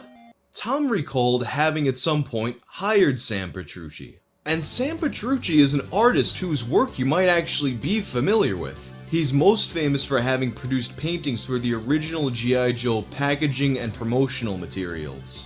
And if you look at his work, you can definitely see the similarities. But there is one difficulty with this lead. You see, Sam had passed away in 2013.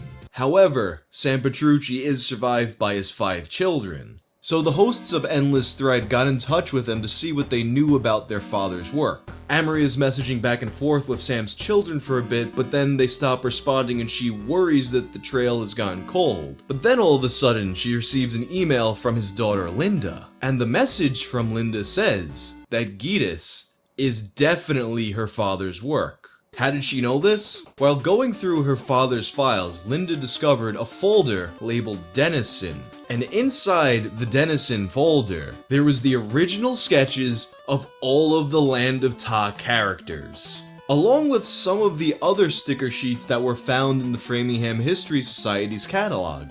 And that solves the mystery of who created Gidus and the Land of Ta. Or does it? Exactly. More questions. So to me, I feel like, this has I don't know, it smells like a little bit of that Mandela effect, trying to make sense of something that's there, because, I can see making stickers or having concept art that never turned into anything. But if it never turned into anything, would they have invested so much into creating the pens that, it was a considerable, you just don't make those pens if it's not something people are going to want to begin with. It seems like. I like that expression, rolling in the Gidus. It sounds like that was an in-joke with the sticker manufacturer, Denison. Like, okay, those are flying off the shelves. People are buying the Gidus stickers. But why? And what is this exactly? Yeah, there still seems like a bit of a Mandela effect component here. Like, what's going on here? Really? Definitely. It's just strange that it rolls into the timeline out of nowhere and nobody's heard of it. Nobody has any experience. Like all the people across the world, nobody stood up and said, oh yeah, I bought that, or I had that game or that comic, or whatever the case may be. No matter how rare or how few produce, somebody has one, right? There's always somebody that has one. And all they can find is stickers. They can't find a sticker book. They can't find a comic. They can't find anything but a stickers and pen. Just really strange. It's almost like it was either in the timeline, is being removed, or came into the timeline partially, or something. It's just really strange. Yeah, it seems like where part of something disappears and then part of it's left. That's what it has, that Mandela effect feel about it. You know what I mean? Right. So I guess we can say, stay tuned. There may be more. We may find more at some point. Yeah. With the internet sleuths on the case, there's no telling. Go ahead, Chris. Yeah, I was going to say, like, as you're talking, I just looked up Land of Ta Wiki, and it talks about Gidus in the third cycle. And Gidus is in Utherboar, also known as a bear pig, resident of the Gidus Glen, a peaceful forest in the valley in the Fernald Forest. So I think more information is flowing into the timeline. And I think that as we go on, we're going to discover more about this Land of Ta and all these types of things. And that's what happens as more information starts to merge in, then the timeline merges in, the information starts to flow. So he's a bear pig, if you were wondering what he's supposed to be. So there you go. I've never heard of a bear pig. I know, right? Francesca says, Gidus looks like Alf. I remember Alf. Yeah, he does kind of look like Alf a little bit. He's got like five fingers. And people know that pigs are 98% human genome. That's why Something they can like put a pig heart into a human. So human, pig, human, boar, bear, I don't know. I'm just talking. I'm trying to think of that beer commercial, that weird creature that I can't remember what it was. Baby monkey puppy, something like that. Puppy monkey baby.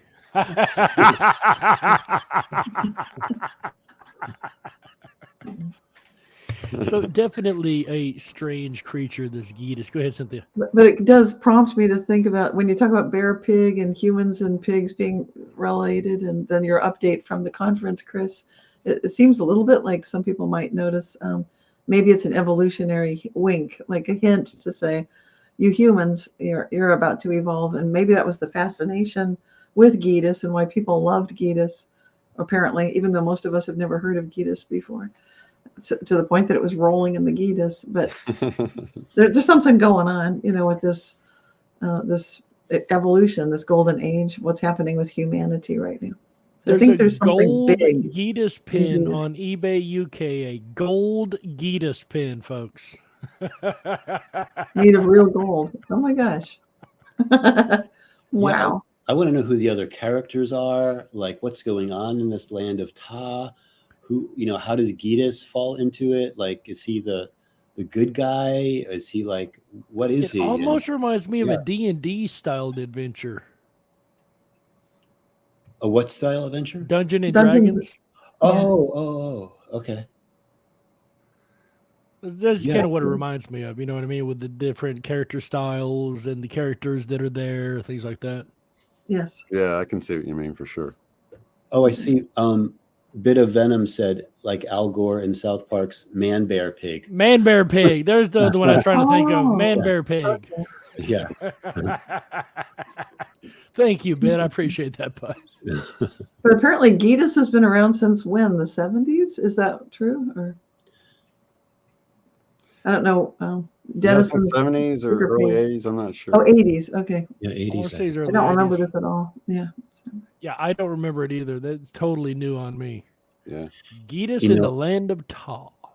It'll be funny if all of a sudden, like, either anyone that's, anyone that's in the panel, anyone that's watching this show, like if all of a sudden we get like our memories start to come back, like at first, like, who's this Gitas? And then we wake up the next day, like, I remember, because we just merged, our consciousness merged with that timeline, and then all the data starts flowing.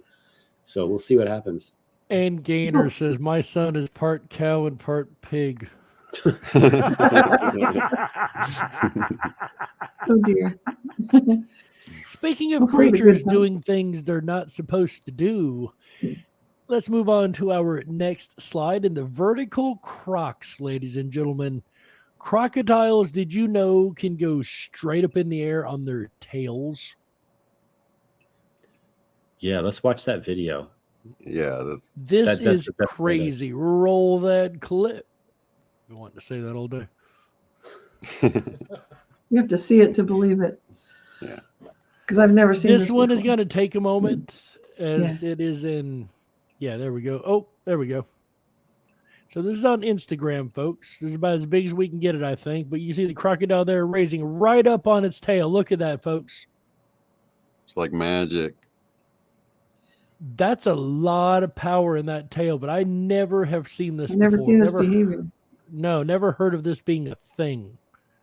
Yeah. And now they could catch a bird or like anything that's in the air is like, wow, in danger if there's a crocodile around.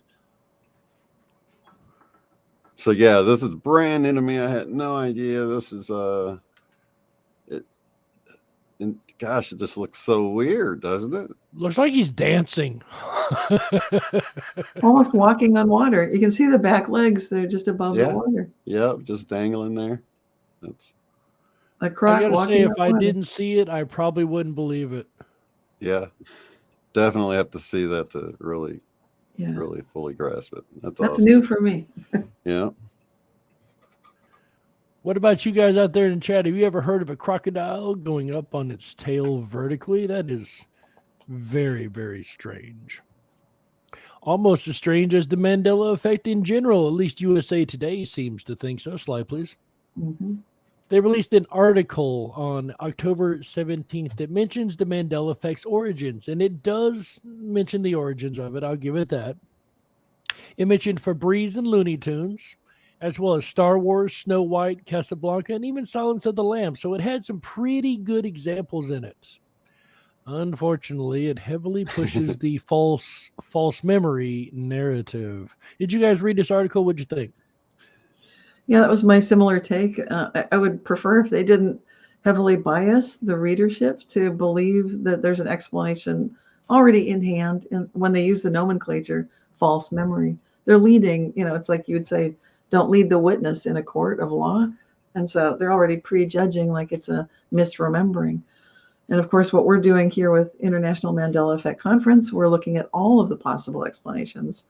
Of course, misremembering could be something, but that's not the main thing we're looking into. So it's not really what the Mandela effect is actually about. Yeah, when I read it, actually, a viewer, Kenya, sent this in, and just yesterday. So I thank you so much, Kenya, for bringing this to our attention. This is wild because I'm glad they're getting it out, and I know there's going to be people that, regardless of the fact that they're pushing this false memory narrative, they'll be like, there's no way he didn't say hello, Clarice, in Silence of the Lambs, or Play It Again. The Casablanca one kind of annoyed me a little bit because there's a follow-up movie called Play It Again, Sam, which was named from the line. Right. But then that turns around, like I said, residue has a double-edged sword, for the people that say, oh, look, they named it after that line that's no longer there. And then people turn around and say, oh, that's why people are confused, right? So yeah, it's annoying a little bit, but, it's a young intern writer, editor, whoever that wrote this particular article. So I imagine she's got to stay within her lane or, I'm sure there's people above her that, whether or not she's Mandela affected, it doesn't seem like, but you never know what got edited after she wrote it. Well, we need to put this in there. And, I just don't really know how all that works. So, but I'm sure she's gotten lots of emails. I bet you that. Not a doubt more than in she my expected. Yeah. And like Shane, you mentioned the Casablanca one. How would people make up in their heads play it again, Sam? Right. It doesn't make any sense. Like it was never said in the movie anywhere. Right. He said there's a couple of lines that maybe come close. Someone uses Sam and play it or something, but yeah, it's never. So how do people do that? Stouffer stovetop stuffing. Like Lucy, you got some splaining to do. Well, like some of these, what's really interesting is they go multi-generational. Like the Berenstein Bears is a multi-generational. Our parents, their parents were reading these books. They read them the same way. The one here is the same way. It's a multi-generational. Casablanca, that our parents remember it as Played Again Sam. We remember it as Played Again Sam. Again, it's a multi-generational one where we all remember the same thing regardless of age, right?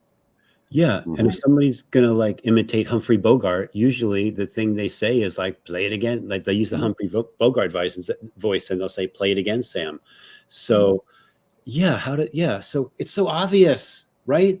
It's so obvious. Like things are different. Like, and if this article had touched a little bit more on the University of Chicago research, then they'd be covering equally that side of things, which is that study was actually including other possible Pikachu, for example, or other character from Monopoly game, or the fruit so on they'd the make plate. another change, and they'd ask people, they'd have a lineup to choose from, and consistently people are choosing the guy with the monocle instead of the guy with, some other change made to him, and that is where it gets interesting.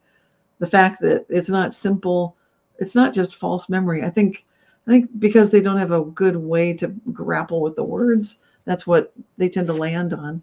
But the fact that there's a USA Today article at all is a really good thing. So we're excited and glad for that.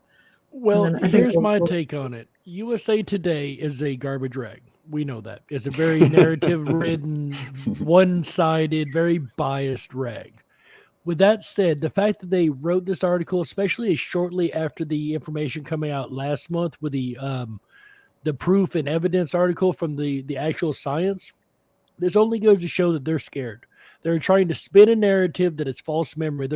It's gotten such a grasp in people's minds. It's such a thing in the world now that they feel they have to write an article to downplay it, which says a lot to me. They wrote this whole article to convince everybody that it's false memory. Now, why did you feel you had to write that at all unless people aren't believing that it's false memory? Yeah, but like I said, there's no if somebody sees one of these and it's a 100% different reality than they remember, it doesn't matter how much they spew their false memory thing, the person's going to know, and they're going to be instantly like, what? And then they're going to look and find other things. So, even if it takes them a while, it took me a whole year. So you can't ever, people know how bad their memories are and they want to really rule out all of that first, Right. Yeah. At least some people. Yeah. And there's a concept too that everyone has like a wake up date that's safe for them to wake up. So at the very least, this is like the alarm clock going off in the distance. Maybe it's not going to wake them up right away, but it's going to be like, what? Played again, Sam was never said, or all these different things. So it begins the process of people understanding, what reality actually is, and it's not what they've been taught. Right. Then they find there's never been a Stouffer stovetop stuffing. For anybody watching right now, go look it up. Never existed, Yeah, that seems to be the one that gets a lot of people like, wait, what? Like, and that's like another thing. It's like, why would we all come up with Stouffers? Right. Stovetop's the only thing I even know of them making now. I know they make like lasagna and stuff like now or whatever, and I've been aware of that now. But like when I was younger, the only reason I knew the name Stouffers was because of stovetop stuffing. Right. You know, and Kraft was cheese for me. So Right. Exactly. which Kraft, for you guys that don't know, is the new maker of stovetop, and has Exactly. is the original maker. They've always, you know, how do you talk these days? You know, so in this reality, Kraft has always made stovetop stuffing, and Stouffer's has never been a part of it. So there you go. So strange. So wild, mind-blowing stuff. Love it. I'll just add one thing that Bit of Venom wrote that I thought was pretty good about false memories, because they keep using that term, false memories. And it's true that, you know, when you have that account where like you've got like 20 people that see the scene of a crime really fast, and then you have to like remember, was he wearing a green shirt or a blue shirt? You know, did he carry the gun in his right hand or his left hand? And you get 20 different people, you get 20 different answers. That's an example of false memories when you see something really quick. But when there's something that's burned into your memory, then that leaves the false memory category. That's a true memory. So the question is, why did you have that memory? Right. So yeah, I wanted to bring that out because I thought. And why does it match everyone else's quote false memory? Yeah, 100 million other people remember Stouffer stovetop stuffing. There's something to it. You don't just add the word Stouffer's to stovetop stuffing. It just doesn't necessarily work unless you remember it. And you know, another weird thing about remembering in a Mandela effect is remembering people that have passed away but seem to be alive again, as we've seen a couple of these. I remember Billy Graham was one of them for me. Mandela, of course, we know is based on Mandela. Go ahead, Shane. Yeah, I was going to say that's a big one for me. It's like, wait, I thought Billy Graham already died. He's dying in. I think I've heard he's died 3 times, it seems like now. At least. I was working at Dairy Queen and talked to one of my managers. Billy Graham's son was coming to do a talk in the town at the time. And I said, you know, it's a shame about his dad, you know, passing away. He was such a great preacher. She's, oh, yeah, I know. I went home that night and did the research. He's still alive. I went back the next day. I said, you remember when I said it's a shame he passed away? You remember that? Yeah. You remember him passing away? Yeah, he didn't. What? That one's come up a lot. Yeah. I've heard that one a lot through reality shifters over the years. Billy Graham, it was a steady one, constantly reported. And of course, my earliest was, you know, the guy that played in Dallas. So Larry Hagman. Yeah. So he was one of the earliest that I ever saw. And then another frequent one, Jane Goodall. So. Oh yeah, Goodall. We discussed that a couple months ago, right? Yeah. Jane Goodall. Yeah. Well, now there's. Go ahead. I was going to say just real quick for myself. Jim Neighbors, who played Gomer Pyle, died of AIDS in the 1990s. My grandmother was in tears because she loved him. He had a whole music thing going on too. Turns out like he lived another 10 or 12 years after that, didn't die of AIDS at all. Louis Anderson, I remember him dying of a heart attack. I think it was 2009. He just died in 2022. I'm like, what?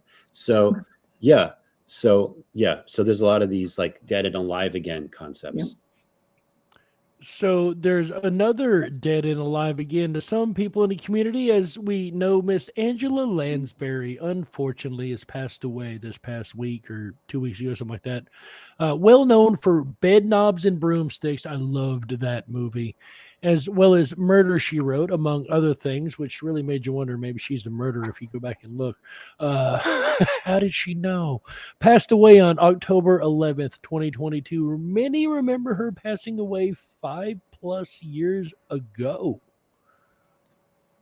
I personally don't. I don't remember passing away. There's a person I would have definitely remembered. Again, I love a lot of her older work. So she didn't pass away before for me, but apparently for many others in the community she has. What do you guys think? For me, I didn't remember her having passed away before, but I have heard from people who are telling me that they have remembered that she did die, like you said, about 5, I don't know, between 3 to 6 years ago. So, yeah. Shane, Chris? No, I'm not really. I mean, I've seen her in the Murder, She Wrote, but I didn't even know her real name or anything like that. You know, I can't comment. Yeah, and she was on, just to add to that, she was on a show, one of those crime shows, I'm not familiar, that actually, she was on the last episode in 2015 or 2016, which would have been around the time that a lot of people remember her dying, but I don't even remember that show that she was on. So I'd have to look that up again. I don't have that right in front of me, but yeah. So for some people, this is a very solid, like, I remember her dying. I remember the news. And then, oh, now she's died again. You know, maybe in another timeline, she's still alive. And all of a sudden she's still alive, because that happens sometimes too. So, yeah. Bit of Venom says 2016 for him. Right. So, And I think I might have remembered it, but with the Mandela effect, it's a very subjective experience.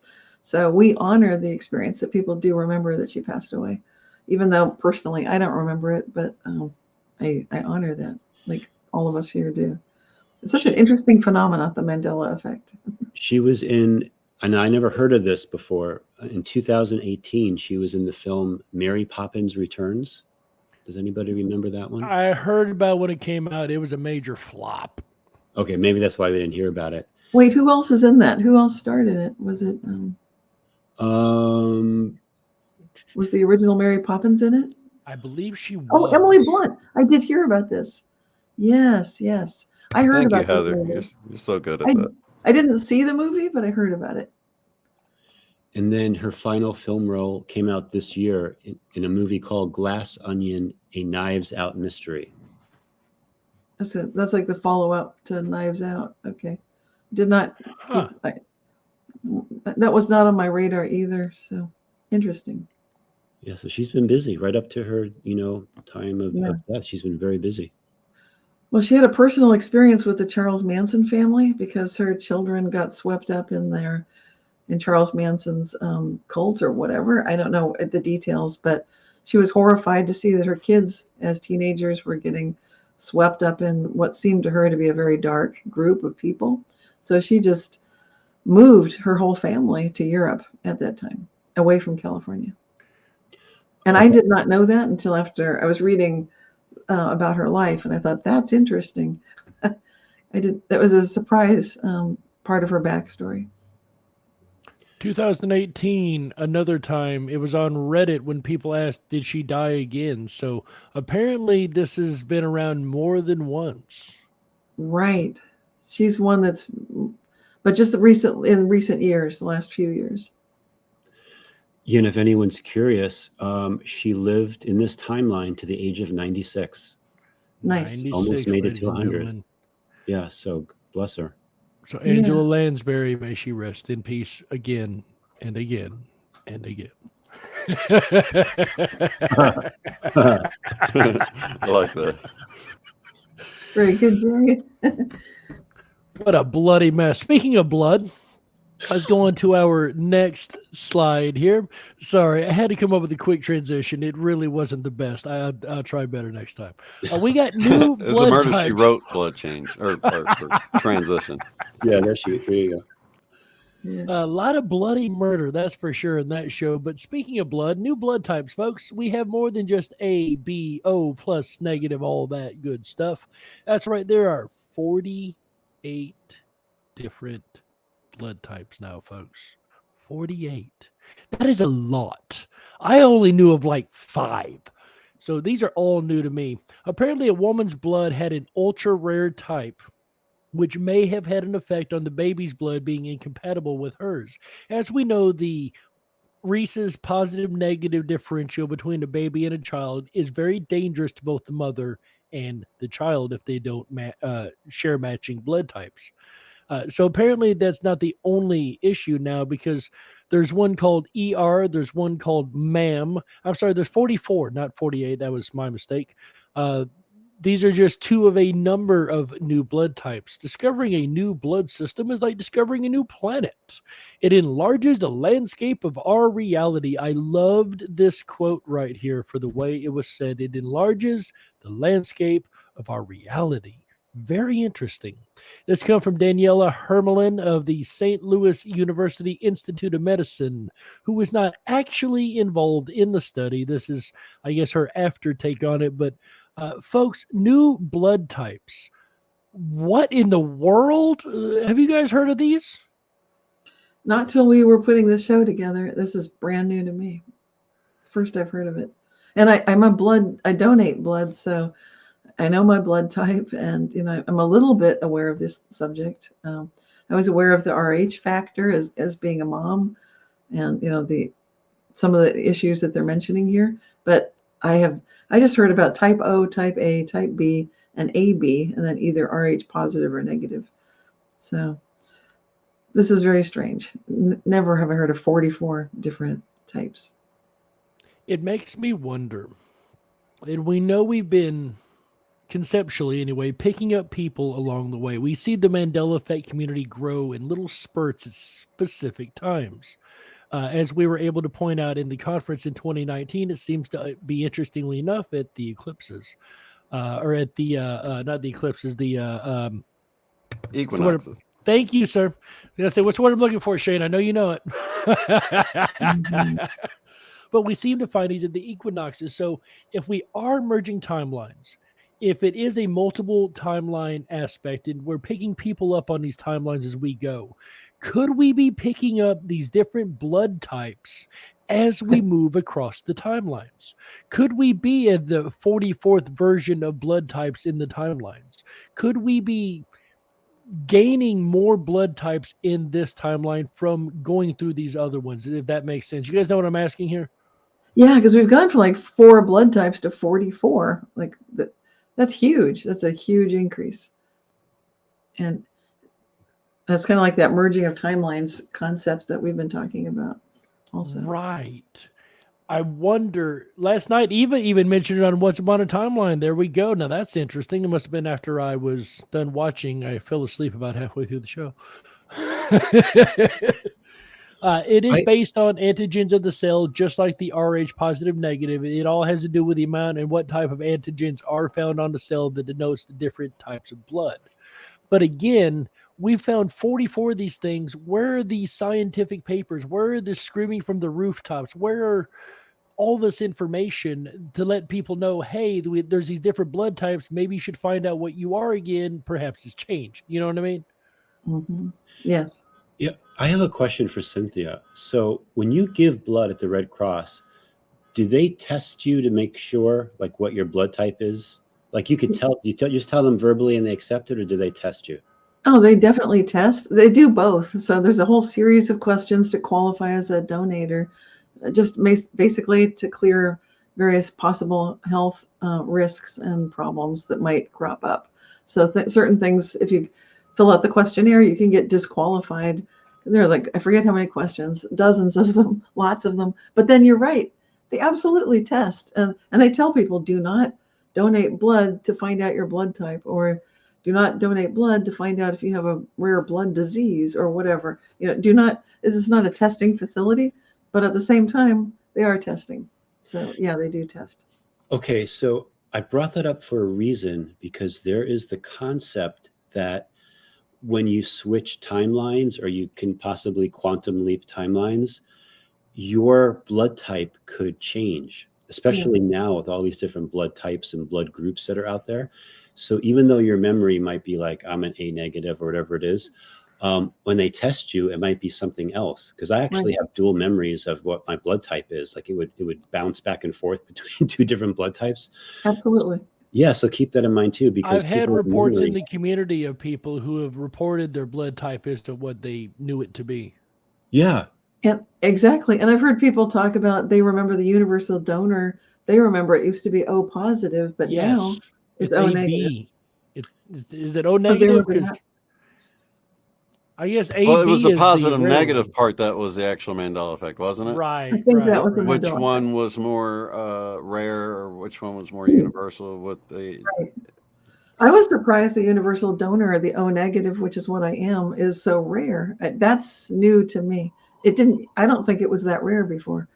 I would have felt a lot more pressure to be donating more often, because not only is it the universal donor, but it's rare. It wasn't as rare. Now it's like 7% of the population. And I think it was much bigger than that. I'm not sure I think it was more like 35 or 40%. Now it's ridiculously rare. That's so weird. So for me, it's a personal Mandela effect. I don't know if that one's for anybody else. Yeah, I think that these types of like the blood group and type changing is related to like our anatomy, different parts of our anatomy changing as well. Like Right. it falls into that category. What does it mean? Is it something, to me, it's got to be something positive. I'm not quite sure what that is yet, but I believe Right. it's something positive, because we're getting upgrades everywhere else. And now we're getting blood upgrades, it appears, as well. So Yes. I actually just recently blood. I want to blot your blood. I just recently bought a home blood type test. I'm gonna take one later and see what my blood type is, because I don't even know what it is anymore. So we'll Oh, is see. that something you can pick up at a Walgreens type? Yeah, Walgreens, Amazon sells prick them. your finger and $10 put it on or the thing and something. it Yeah, tells you. Oh, okay. Yeah, and you find out right away. Out of all 44, or That's a good question. I don't know. They don't have that one yet, huh? Yeah, exactly. What will it show? Just the 4 main ones that we remember, or is it going to go into detail?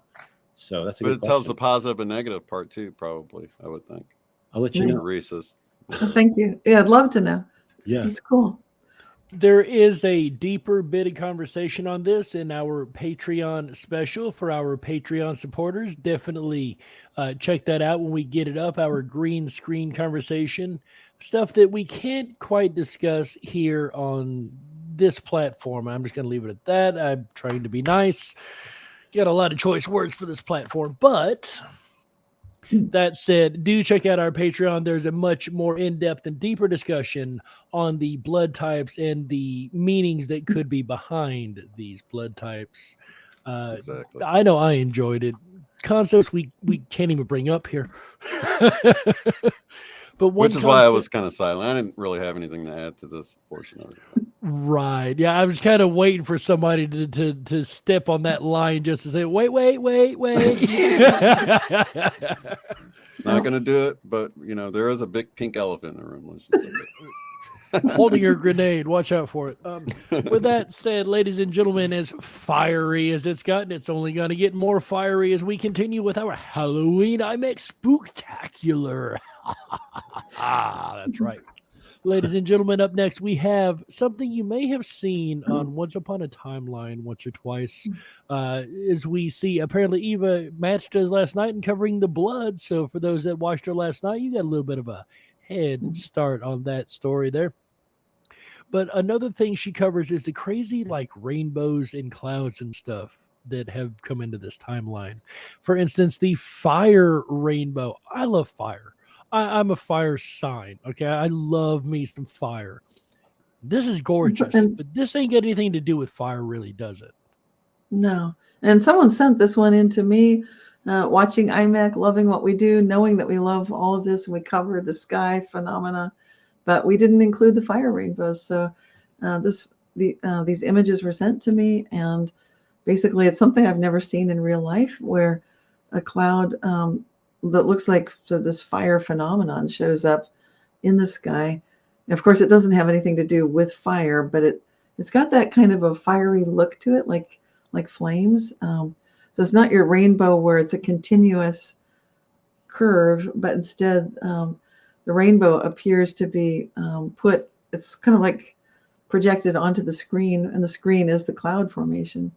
So not sure exactly where these pictures were taken, but the angles have a lot to do with it. And I think it matters a lot that the sun has to be at that particular, what is that? 58 degree angle with the horizon. Yeah. So it's a very specific angle. And then, of course, ice crystals complete the effect. So this is not something you'll see unless you've got ice crystals and a certain angle of where the sun is. And then you might see it. So that's very interesting and very beautiful. The sky matrix is glitching out. It's been a venom. Matrix is a bit glitchy. But these are gorgeous. These are absolutely beautiful. So strange a phenomenon. Something that I've never personally seen, but I would never even consider the concept of. Nothing I ever heard about growing up were these fire rainbows. Have you guys ever seen a fire rainbow in reality? Yeah, no. Not yet. It's funny too how the bottom picture shows it like a flame, right? Because when you light a flame, you see like the cooler colors on the bottom, and then the top, it goes, the yellows to the reds where it's actually warmer, it'll burn you. That's why you can put your finger through the base of a flame and not get burned. So, and we talked about rainbows on the last show. On my Symphony of Realities podcast, we interviewed somebody named Randy Kramer, who is involved in the secret space program. We were talking about Mars and how the Mars rover captured what looks like a rainbow on Mars. And of course, NASA quickly said it was a lens flare. But Randy Kramer was giving us his interpretation. But because right now NASA says Mars is too dry. It's like a desert-like condition. But there is evidence that there's running water on Mars, that you can see that. There's one time like droplets formed on the lander legs. So is there possible moisture in the air or ice crystals to make a rainbow on Mars? So rainbows everywhere, not just our planet, but it seems like other planets as well. So more things to consider about what's happening to the reality, what's happening not just to Earth, but throughout our whole solar system. There's big changes going on, it appears. That's really beautiful. Love it. Absolutely amazing. Something that I don't remember being in the timeline until very, very recently, ladies and gentlemen. Fire rainbows. I'm glad it wasn't like the fire tornadoes. Those things are made of fire, and they're very, very scary. Speaking of fire, though, carrying on this fiery theme, we take fire every year and we put them inside of pumpkins. And we call them jack-o'-lanterns. But did you know there's a jack-o'-lantern festival? That's right, ladies and gentlemen. This picture is directly from the jack-o'-lantern lighting festival. My words are getting way too jumbled in my head. This, I believe, is out of Boston, if I'm not mistaken, or one of those upper area. It might be outside of New York, one of the two. They made a Guinness World Record, the most jack-o'-lanterns lit in one spot, 30,581. That's a lot of candles, folks. I guess it is in Boston, according to this, and it's been going on for many, many years now. I've never heard of a jack-o'-lantern festival. Perhaps it's a local thing. Doesn't seem like it to me, being a world record-setting festival. Is this new to you guys? What do you guys think? Yeah, it's new to me for sure. Never heard of a jack-o'-lantern festival at all, so it's brand new to me. Anybody up in Boston that can talk about this? That'd be good to ask. Yeah, so like I'll chime in and say that I just heard about them myself maybe a year or so ago, and that one in Keene, New Hampshire, that had the 30,000 plus jack-o'-lanterns, like a huge wall, like imagine 30,000 jack-o'-lantern pumpkins all at the same time, lit at the same time. So they have them in different parts of New England. I'm speaking to you from New England. Connecticut's part of that. So I would have thought I would have heard of these big jack-o'-lantern festivals, but I haven't. And just to add to like, what's a jack-o'-lantern and what's going on around Halloween, just to add a little bit to the story, a lot of people say that Halloween is a time when the veils are the thinnest. And there's the whole concept that you can do, it's called pumpkin technology. I made a video about it, that when you basically add plasma, and a lot of times plasma is used for time travel, especially with different military projects and so forth, or like when the Terminator is coming into your reality, you see like a big flash of blue plasma come in when he's time traveling. So basically you put fire, plasma in a pumpkin, you can actually jump through time, which is a really interesting phenomena. So there is a whole concept about, the pumpkins, toroidal field, putting plasma inside of a pumpkin, time travel. It's called pumpkin technology. So beings that understand how to use it can jump from timeline to timeline or from time period to time period using pumpkins, using fruit. Pumpkin is a fruit, not a vegetable, by the way. So and now they can jump into the golden timeline now that we have the golden pumpkins. Exactly. They got to find the golden monoliths, right? We have the golden monolith marker timeline period. So people are, I've found the golden monoliths, and now we got to keep going and keep following the golden brick road. We're getting all the signs with the golden mandanimals and so forth. But exactly. That's a lot of pumpkin pies, folks. Yeah. That's enough to feed this whole team here and all the chat. Yeah, 30,000. Pumpkins to jump timelines. Sounds legit, says Benevento.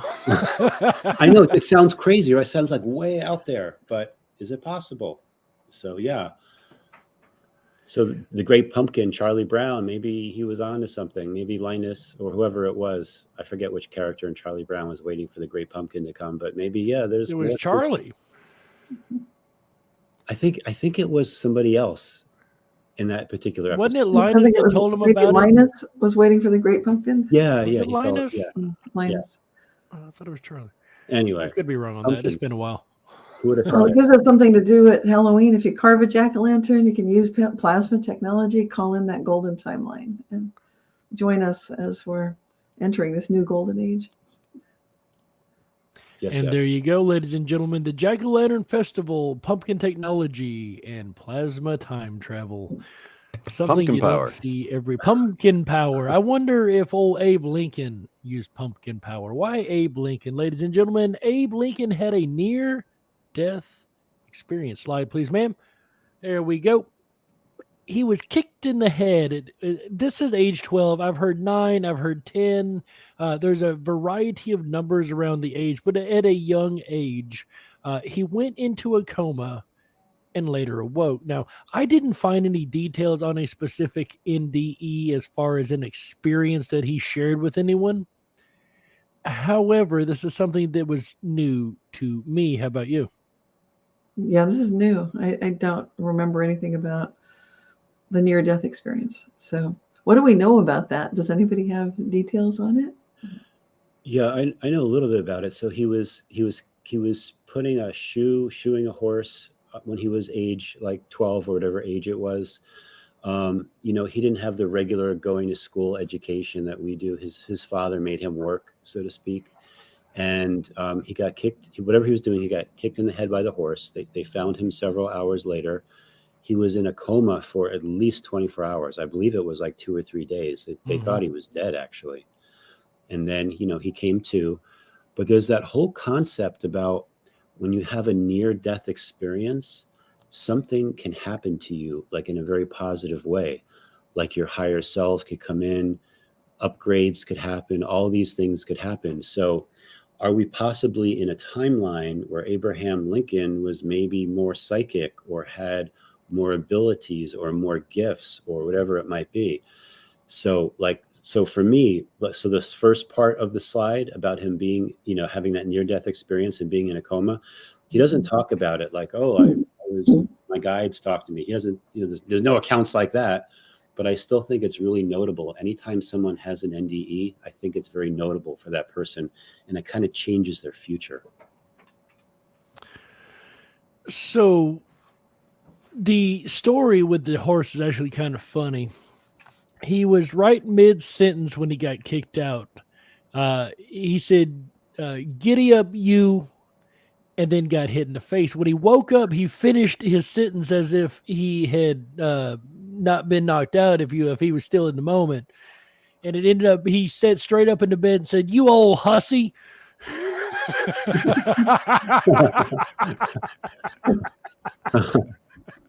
Wow.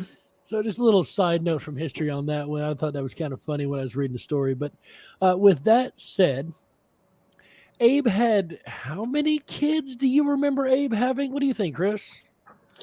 I remember 2, and his wife being really upset when I think their last one died because she. That's what I remember. Yeah. Yeah. I read an autobiography, not an autobiography, a biography of Abe Lincoln, I don't know, maybe 10 years ago. And right after I read it, I was shocked because things changed right after I read the book.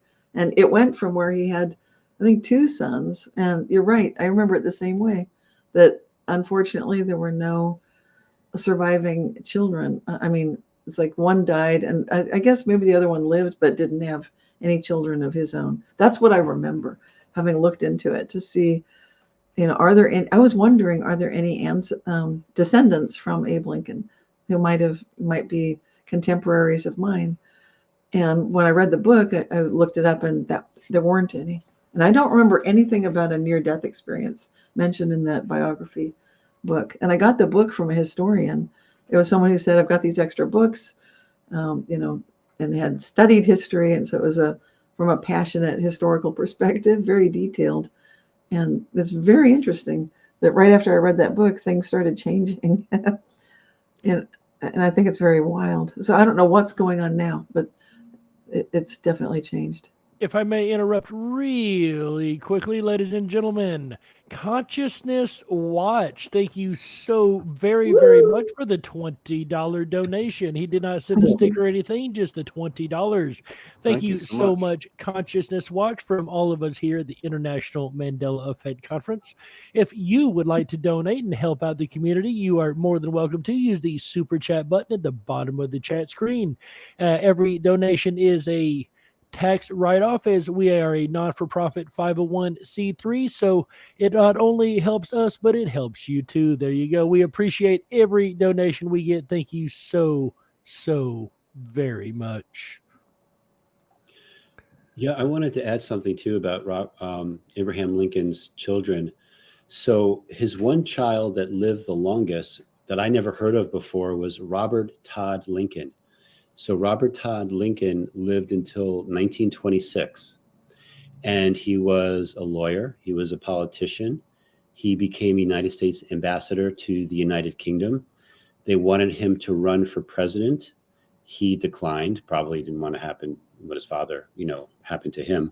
But he was very popular. He was well known. He had 3 children of his own. One of them, he was named Abraham Lincoln II. So in this timeline, we actually have direct descendants of Abraham Lincoln, which is a big wow factor for me. It's huge. It's huge. Yeah, I covered this in Reality Shifters a few years ago, and it was shocking to me. Shocking, because I had just read the book where all those timelines had closed out when I read that book. And then just a short time later, boom, everything was different. And it's shocking, isn't it? Absolutely fascinating. But in a good way. It's yeah, a good thing. But I remember what you guys remember, that it was early deaths, and she was so distraught and upset because that was her last child, and Right, exactly. It contributed to some of her depression and psychological issues. Absolutely, I remember that. Yes, ma'am. Yeah, and the other thing too about Abraham Lincoln that I know about before is he had these 2 pet goats that he would, when they would ride around in their horse and carriage, one was named Nanny, the other one was named Nanko, and they would ride around with him. And Abraham Lincoln was known for saying that they were more intelligent than all the senators combined. Plus, they didn't talk back. So, but yeah, that's a funny thing about. I didn't know he had 2 pet goats that were so popular. I think that stands for today's senators too. Just saying. Yeah. So Nanny and Nanko were his two pet goats that accompanied him on different when he would go around town, so to speak. So yeah, all these interesting things about Abraham Lincoln that were not a mile timeline, because these are the kind of things you'd remember. Yes, I don't remember the goats at all. That's new too. My pet goat says bit of venom. Yeah, I remember the My Pet Goat. Anybody who remembers that particular part of the rabbit holes, I'm not going to go into that here on YouTube. But I do remember the My Pet Goat. What's that? The Man Who Stares at Goats? No, it was a book that was being read in 2001, November 2001. Oh, I know what you're talking about. Yeah. Yeah, for a certain date in September. Yeah. Yes, sir. Yes, sir. Yes, sir. Yeah. All right, September. Yes, I said November. September. Yes. Yeah. But very, very interesting. And have you guys found it hard to keep up with all the Mandela effects after so many years? Yeah, it starts. They get pretty. There are so many of them. Are there any of them that you keep in a file or a folder or something you refer back to see if anything's changed every now and again? I do that with my map art. Just because I've done enough videos of it where I discuss things, and sometimes, I did a video on how, an island was there that wasn't there when I did a previous video. So I know it's changing. You just can't ever see the islands pop out of nowhere. You know what I mean? Right. You look away and look back, you're like, wait a minute. was that there? So I think if we spent more time doing that sort of thing, we would probably see more. So it's, it takes kind of looking purposely at it to find those things. What about you, Chris? Do you have any indicator Emmys? I was just thinking that when Shane was talking about his map, like it was reminding me at the conference that we did in Ketchum, the love map, and how like the word love was outside of different islands and different things. And, like you said, islands appear that, you would have put the word love in there that, and it reminded me too of like the concept that was revealed in the movie Lost, where you got the island and the island can phase in and out of time. And are those type of concepts happening where islands can actually literally phase in and out of time periods for whatever reason? So the whole concept is like really, really cool. So like High especially that paper maps update, or in this case, it was a video or it was a computer file. But I mean, we see our heart maps updating as well, because like islands weren't there, but now they're there and they've got labels on it for people who notice, Yeah. Cool stuff. Yeah. There's also the Mona Lisa picture, right, Chris? You've got that too. You've mentioned that looking at the Mona Lisa. Yeah. Like if she's smiling more, or right. Yeah. It's funny when you said Mona Lisa, because there's in this reality, there's now 4 Mona Lisas. There's the Isleworth Mona Lisa, the Prado Mona Lisa, the Mona Lisa that we all know of that's in the Louvre, and of course Da Vinci sketched the nude Mona Lisa.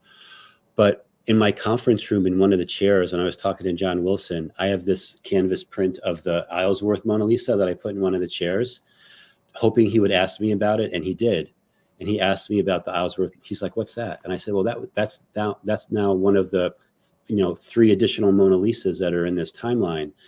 And we were talking about the Titanic and how Leonardo DiCaprio sketched the lady that was nude. And then now in this timeline, Leonardo da Vinci sketched the Mona Lisa that was nude. So he was already drawing his own like comparisons between like, wow, I wonder if this is connected to that. So yeah, all these different things. And I've got the Mona Lisa on my wall. I look at her every day and I'm looking for that. Sometimes it feels like her smile is going up and the corners of her eyes go up. And it looks like she's getting hotter, like prettier and prettier, like almost like she's wearing makeup now, the way I see it. So Chris has a thing for the Mona Lisa. Yeah, maybe I do. Yeah. Well, I told you who she really is, right? I've told you that before. I've revealed it a couple of times on this What, show. Leonardo? No, the Mona Lisa itself. Leonardo? No, I don't think so. Yeah, that's what I've seen, where they put half of his face on top of hers and it all lines up or whatever. Right. Yeah, no, this kind of goes beyond that a little bit, because I've definitely heard about that it's Da Vinci himself is the Mona Lisa. But the Mona Lisa is a mother from the fabric that she wears over her shoulder, shows that she was, at the time, she was either a mother or a mother to be, Mother Earth. So magic of Mother Earth. So I believe that Mona Lisa, her real name was, we know her name, Lisa Del I have to look it up. Go for it. Yeah, I can't remember. But we know when Lisa Del. Got it. I'll have to look it up. But in my old timeline, who was the Mona Lisa? She's all mysterious. Now we know who she was married to. Now we know the year she was born. We know where she lived. We know the year that she died. Like all that's all changed. Yeah, I know. This is all new. It's like totally new. Yeah, so we know all these she was a details. very closeted, enigmatic, you don't really know a lot about her type figure. No one could even verify who she was. What? Okay. It's changed. It's different now. She has 2 names, Lisa Gerardini, okay, or Lisa del Giancondo, or Lisa of Giancondo, which is the area she was from. So Lisa Giardini was her name. And she was married to a wealthy Italian nobleman. How many children? She had children. We know like all this history. Somebody's created like a whole thing about the town she grew up in. You could have like this walking tour to like relive the life of the Mona Lisa, to see the same thing she experienced in Italy. And yeah, it's like way out there, but welcome to this new timeline, these new timelines. Jerry's So, scratching his head. that is definitely a Mandela effect. That is a series of Mandela effects for me. Are you kidding me? Yeah, This it's is crazy. crazy. Yeah. Apparently, I need to have Mona Lisa as my indicator ME. Slide, please. Indicator MEs is what got us started here real quick. And the reason I brought this up, this is something that we should all have. Chris and Shane and Cynthia clearly have their list. I've seen Eva does this quite a bit on her show. She'll pull out her indicator MEs. Many researchers swear by these. This is where you would go back and see different pictures in order to see different changes in images or different things. Like the Statue of Liberty is one that keeps having changes. The Mona Lisa keeps having changes. The thinker, Rodin's the thinker statue. Rodin's thinker, exactly. The world map is another one that a lot of people use as a indicator ME to indicate whether or not there's been a shift or indicate whether there's been new changes in the timeline. It also helps to narrow down when a change has occurred. If you've been looking at your indicator MEs consistently, for example, and one day the Statue of Liberty's got the torch in her left hand, the next day it's in her right, you know within the last 24-hour period it's changed, for instance. It helps to narrow down possibilities of shifts, especially if you have this on a excuse me, on a large scale, and many people are agreeing, hey, my indicators all changed on this day or around this time. We can really start to narrow down these shifts and actually may be able to have some kind of scientific, better explanation or example. Plus, personally, it helps a lot too. May be able to spot patterns after time. And of course, it's just fun. Just to go back and look at all these different MEs, like the Kit Kats and the Fruit Loops and the Georges, and Berenstein's the one I check. I'm waiting for that E to come back. The E ever comes back, I'm really going to be mind baffled. So, well, for me, it was the Mona Lisa. You know, I photoshopped it first and like changed her smile back to how I remembered it. You know, just being just this pleasant look on her face. And then somebody was like, well, why didn't you take the hairnet out of her hair? And I'm like, what? Hairnet? What are you talking about? So I went back, even though I had photoshopped the smile and it was just like I left it, it mysteriously had the hairnet. So this piece of photoshopped, you know, where I'm trying to actually Photoshop to the original, I've had to go back 3 times now. So I had to fix the smile. Then I had to go and remove the hairnet, and then I had to remove the mole or bump or whatever that is next to her eye, because that wasn't there when I did it. And each time I'm like blown away that it suffered, you know, another Mandela effect change, but it never changed back the things I had photoshopped about it, which is pretty interesting, you know. That's super interesting. Yeah. especially when you're in the middle of working on a project, you're really intimate with that project. You know almost every detail of it. So when you've got to go back and change something again that you're pretty sure you looked at the last time.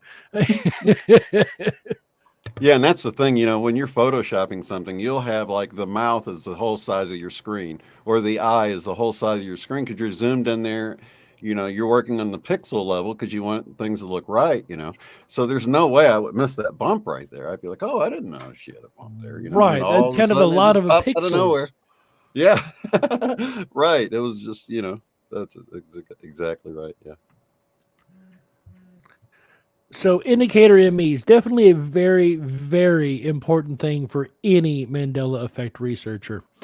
I should probably make a bigger list than what I've got. I've got a couple in a folder, but it's not something like a lot of you guys have. Like I said, I know I've seen Eva's folder. Eva's folder is freaking huge. It's got pyramids and Tutankhamun and Statue of Liberty and you name it. There's so much stuff in there. I know we discussed this at the conference in 2019 too, right? Having different ones to rely on as indicators. Yeah, but I think the most interesting thing is like what Shane's describing, where like he's actually documenting it and it's changing. Right. And I think that's very interesting. I like that exercise of put it back the way you remember, and I keep checking that so you can have it side by side with whatever the heck it is now. And that's fascinating. Maybe you don't need that many. You can just pick one that you want to really keep an eye on. But I think there's an advantage from the standpoint of what I've noticed in the research of reality shifts is that this stuff moves best when it's on the peripheral vision area. You don't really, for most people, you don't want to be locking in your direct focus too closely because it's less likely that you'll see it change typically. Shane is an exception because he's kind of expecting it. which is kind of cool. I think a lot of us in the community, we are that way. But for someone who's new to the phenomenon, they might be better with a whole broad range of things to keep an eye on that are peripheral. Where I used to live, they had two machines. It was a soda machine and a candy machine, and they were set just far enough apart where I could see the stuff in the candy machine out of my peripheral vision. Well, they had a Kit Kat in this machine, and every time I'd see it out of the peripheral, that dash was there. But the moment I look at it face on, it's gone. Strangest, they used to trip me out so many times. Oh, it's back. Oh.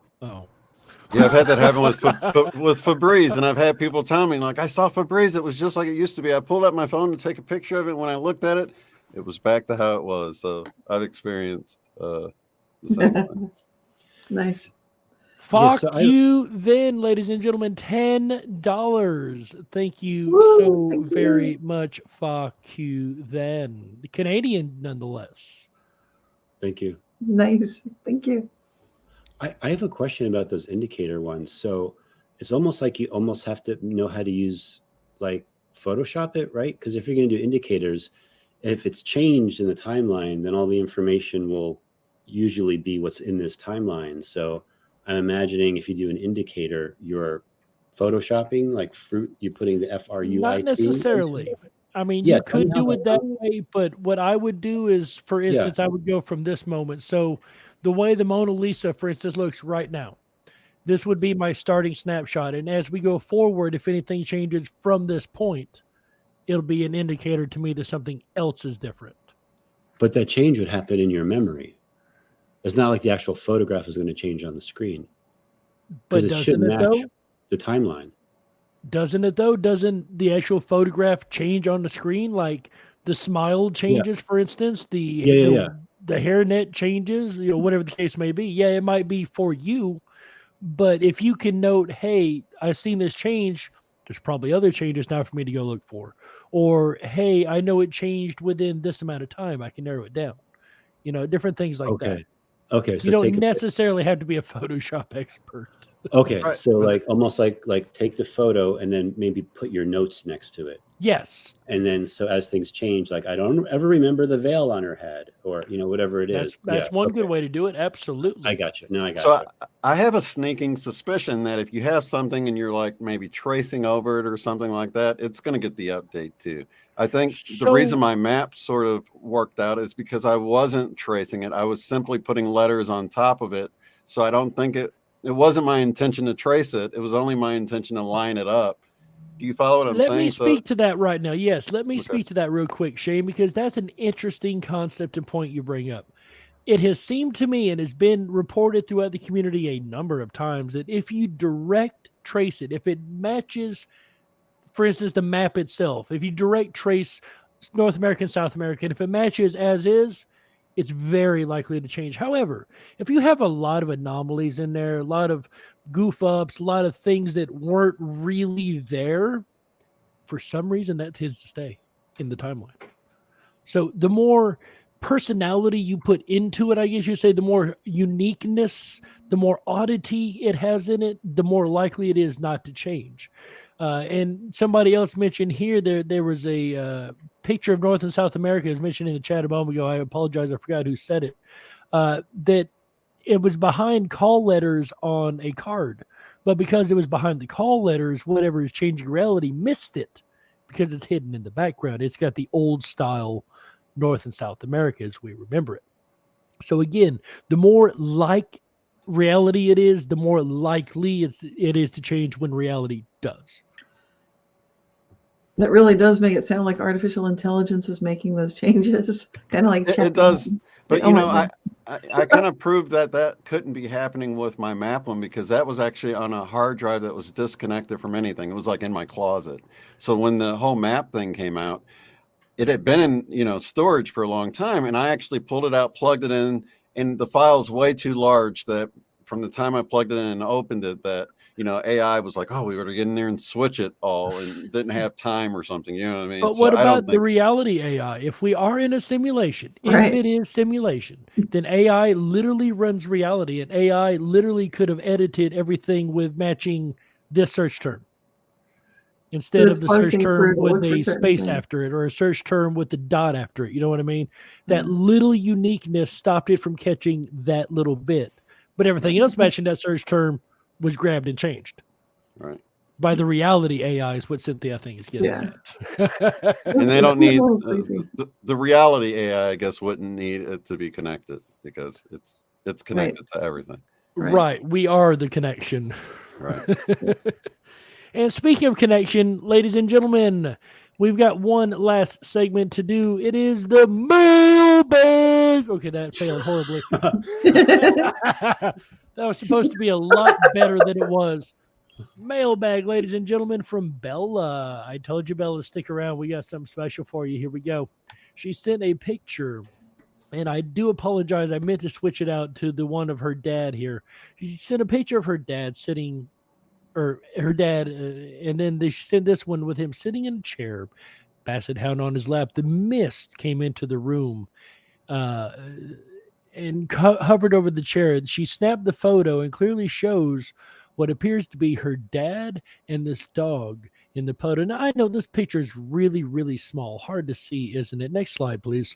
This one, however, is not as hard to see. I don't know about you guys, but I can clearly make out a dog in the ghostly image here in this misty shroud.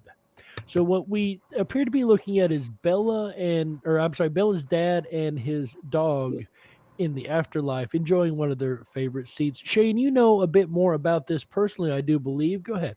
Yeah, actually, we covered this on Unbiased and on the Fence a few years ago. So I wanted to just roll a piece of that because she had drawn on there and kind of pointed out the things. I think that would be the easiest thing. So we can roll that. Yeah. First arrow at the top. That first arrow at the top, numbered 5, is like the top of his head. And his little black frame glasses are, I got an arrow number 4 pointing to like where his glasses are. Right I thought his head was coming through the bookshelf, and Darby's like, "No, Mama, he's sitting in the chair because the next flower down." Oh, I see right here, this line in the. Yes, and the reflection is glasses, and then his chest area is kind of like, blurred out.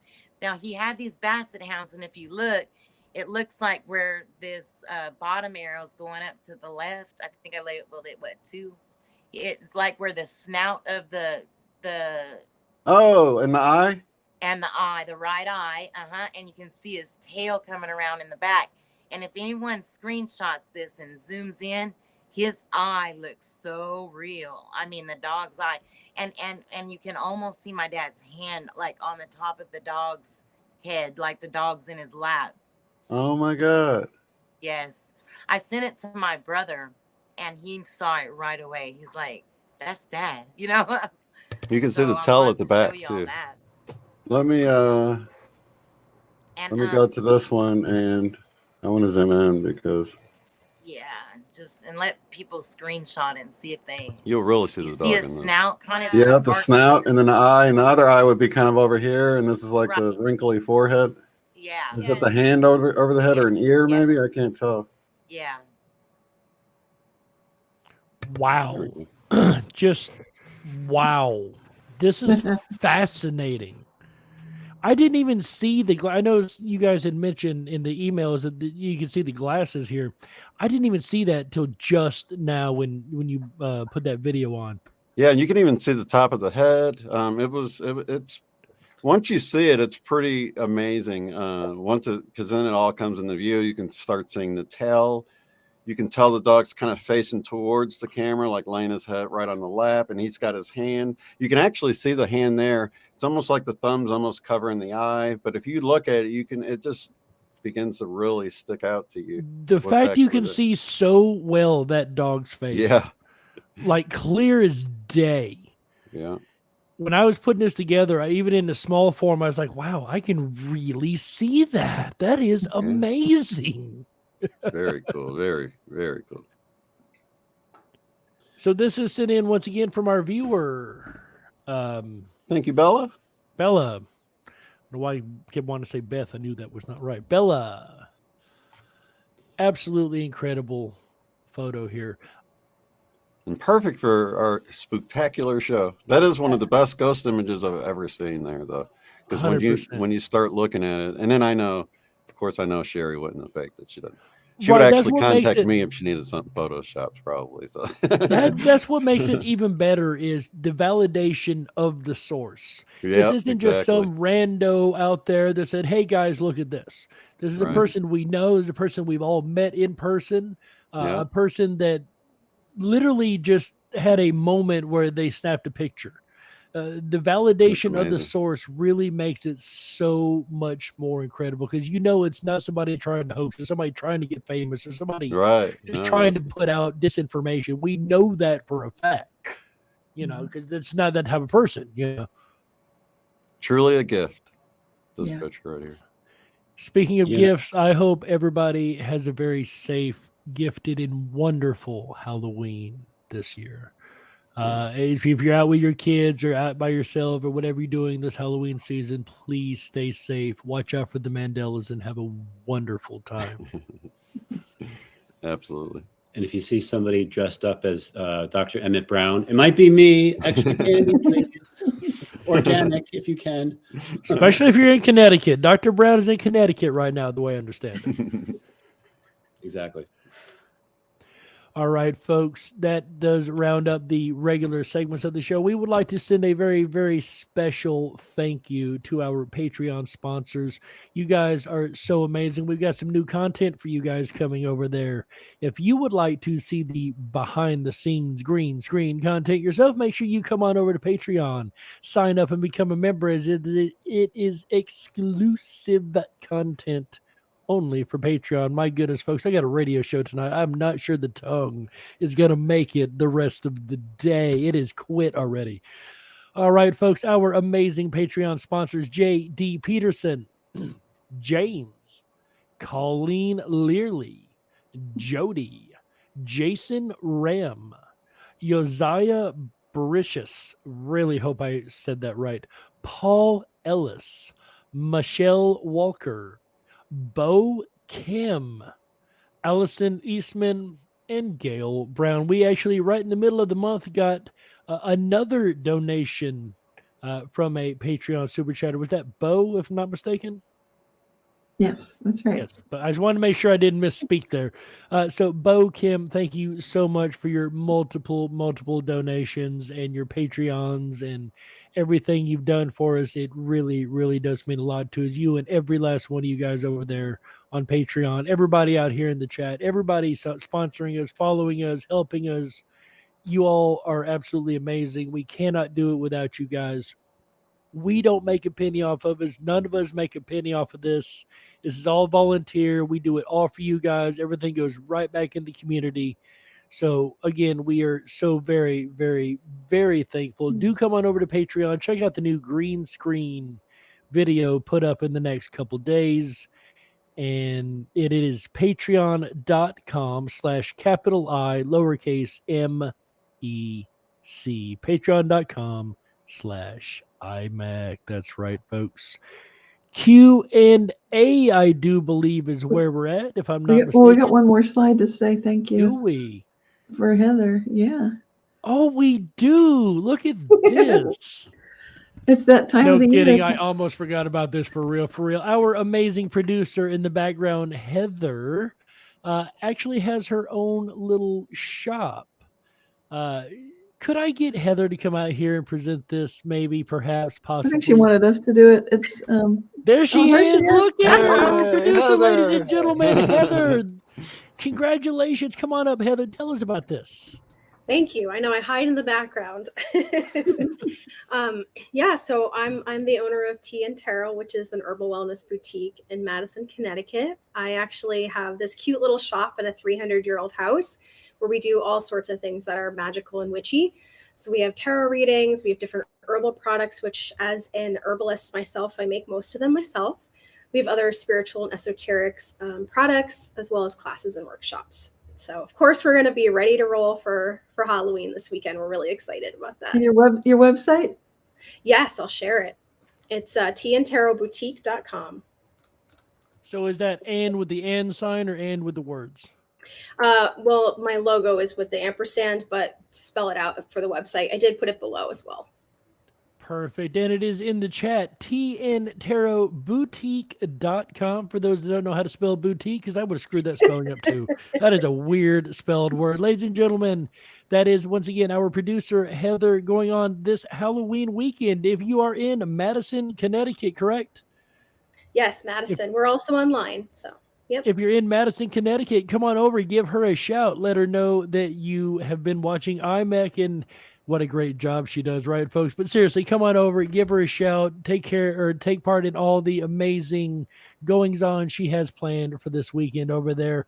You can also sponsor her online. Go to her website, check her out. She does amazing, amazing work. Thank you so much.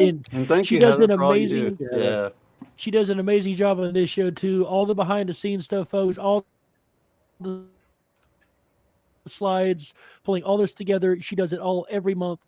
This is the producer I'm always referencing there. Great job, Heather. It's great to have you out here on the floor with us right now. I just want to go ahead and give you props in person right now. So well done. You do an incredible job for IMEC. Awesome. Thank you guys so much. I really, really loved you guys since I met you when we went to the IMEC convention, the very first one. I got to meet all of you in person. You were all so kind to me, and I've enjoyed getting to know you over the past 2+ years.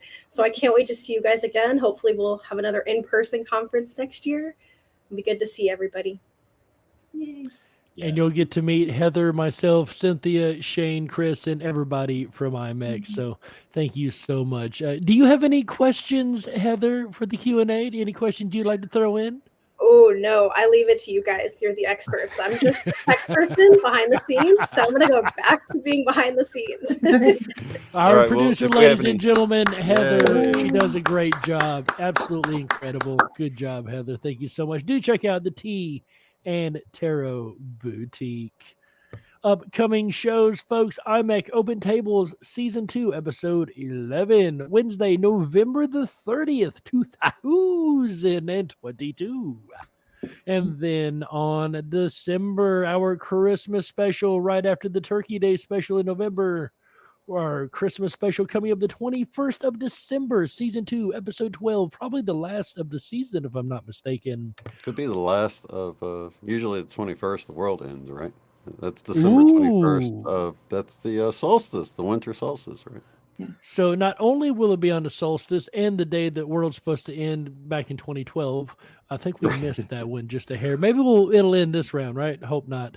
But if it does, it will end with us here on IMEC presenting to you guys even more incredible and amazing Mandela effects.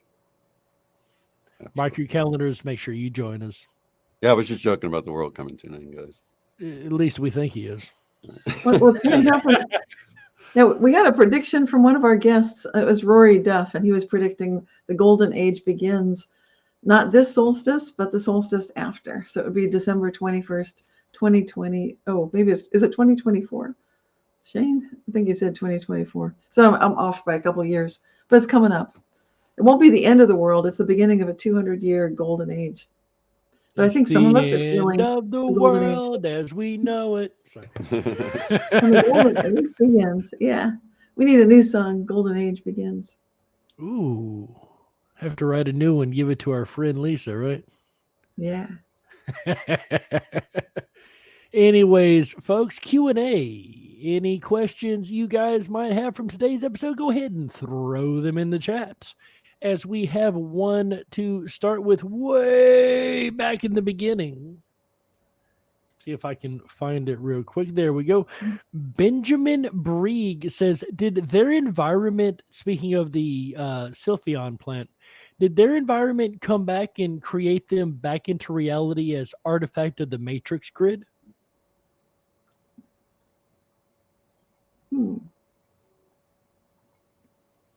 So this is about the plants. This is about the Sylphion plant coming back. Yeah. I don't know. An artifact of the matrix grid. Maybe. I mean, that gets into that whole idea of morphogenic fields, and anything that exists has a conscious component to it first.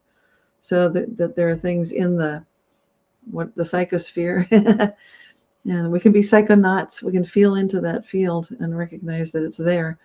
So maybe there is a possibility that when you say the environment come back and create them back into reality, I'm not sure if it's the environment that does it, but I think we have a big role to play in this. And that's why it matters so much that we do these shows. It matters so much that we've got this amazing audience and so many people interested, because with this degree of focus of attention and emotional passion, we totally are changing things, and we can kind of tune in, if you will, these timelines that are out there, and some that we may have felt like we lost, and maybe some beloved plants and animals may seem to be gone, but we actually have a way to bring them back into our reality by recognizing, like as one biologist recently said, it was a video clip we played about a Lazarus species coming back, and the scientist actually said, sometimes these animals and plants just come back. You just, you can, like what this question is asking, you prepare the environment a little bit, and then they're back. No explanation as to how they came back, sometimes after decades, or in many cases, more than 100 years. I hope I got the gist of this question. Yeah. Someone else want to chime in? Yeah. Yeah, I was going to say, just to add to that, so the environment, like that loose type of soil for them to grow in, I think that was probably a key part for them to come back into this reality, to have the right growing conditions. So growing conditions, the soil, different kinds of rays from the sun coming in, there could be all of these different factors to allow them to proliferate again and hopefully become a thing in this timeline. We could actually use we could be alchemists with their special kind of plant medicine and take advantage of it. I think it's very intriguing. It very well could be a matrix. How did he put that? Matrix. I've lost the word now. Grid, an artifact of the matrix grid. I mean, it's not out of the realm of possibility.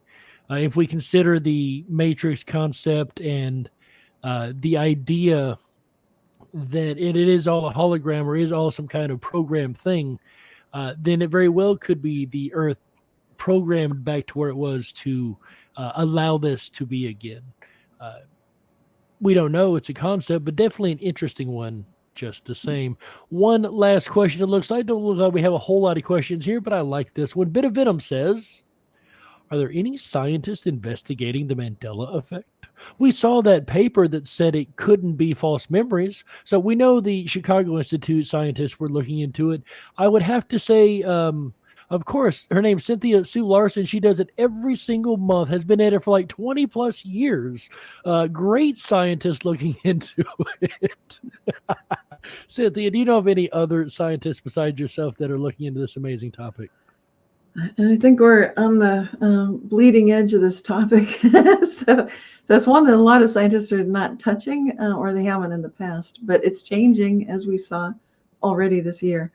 So I think stay tuned. We'll see more.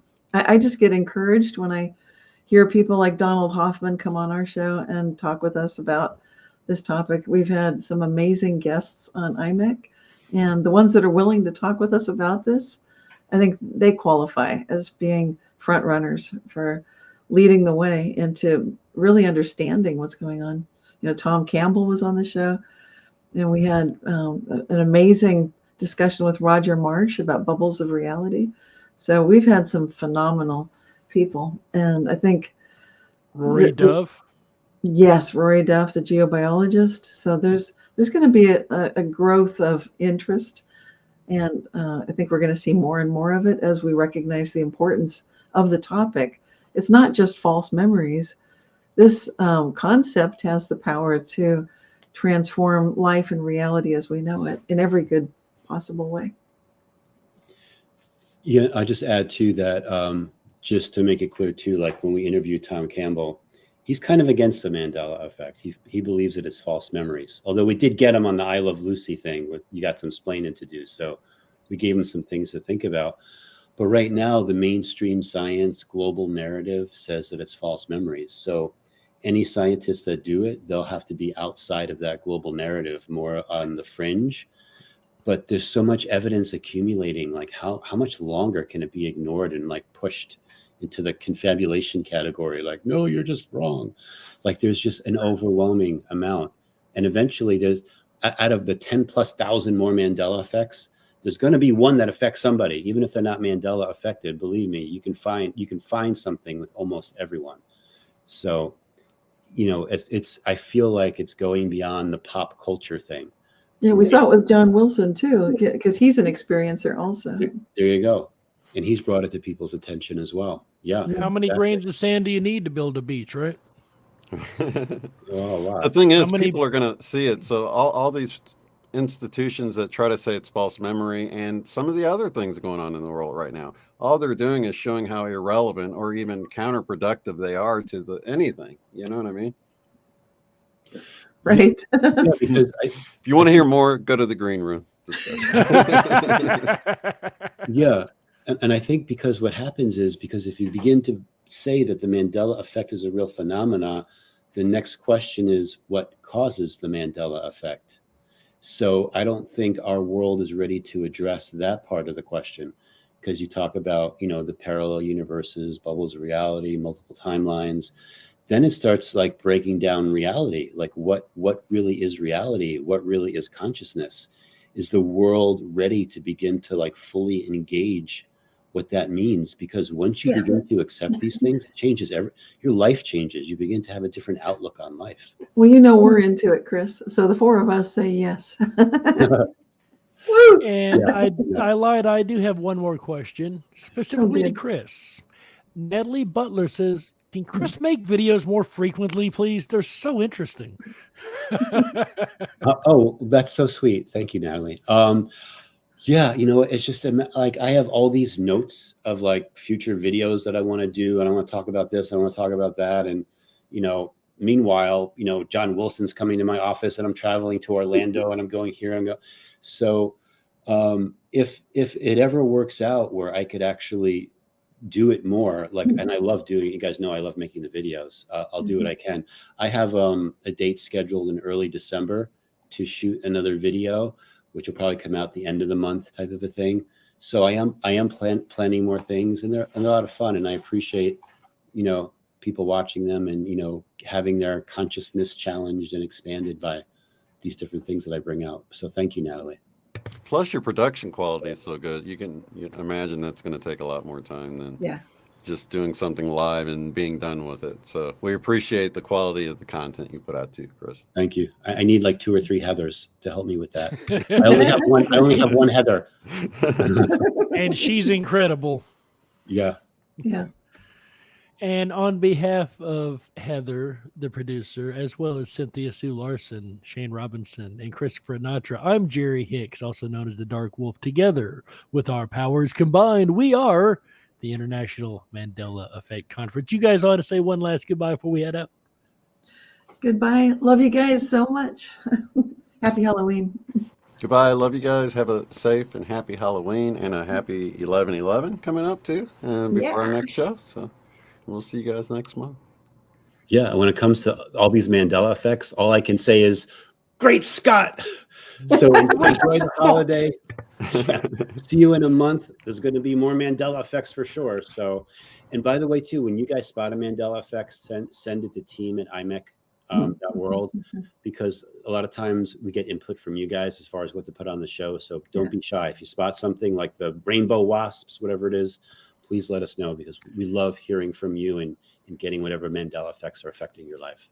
Any questions, comments, ideas, please feel free to send them to team@imec.world. Again, like Chris says, we really love when we hear from you guys. It really makes our day. I know it does mine, and we get the email chains going. I can tell everybody enjoys the input. So it really gets a trail of research going, and it's always exciting to hear from you guys. So do make sure you reach out to us every chance you get. We love it.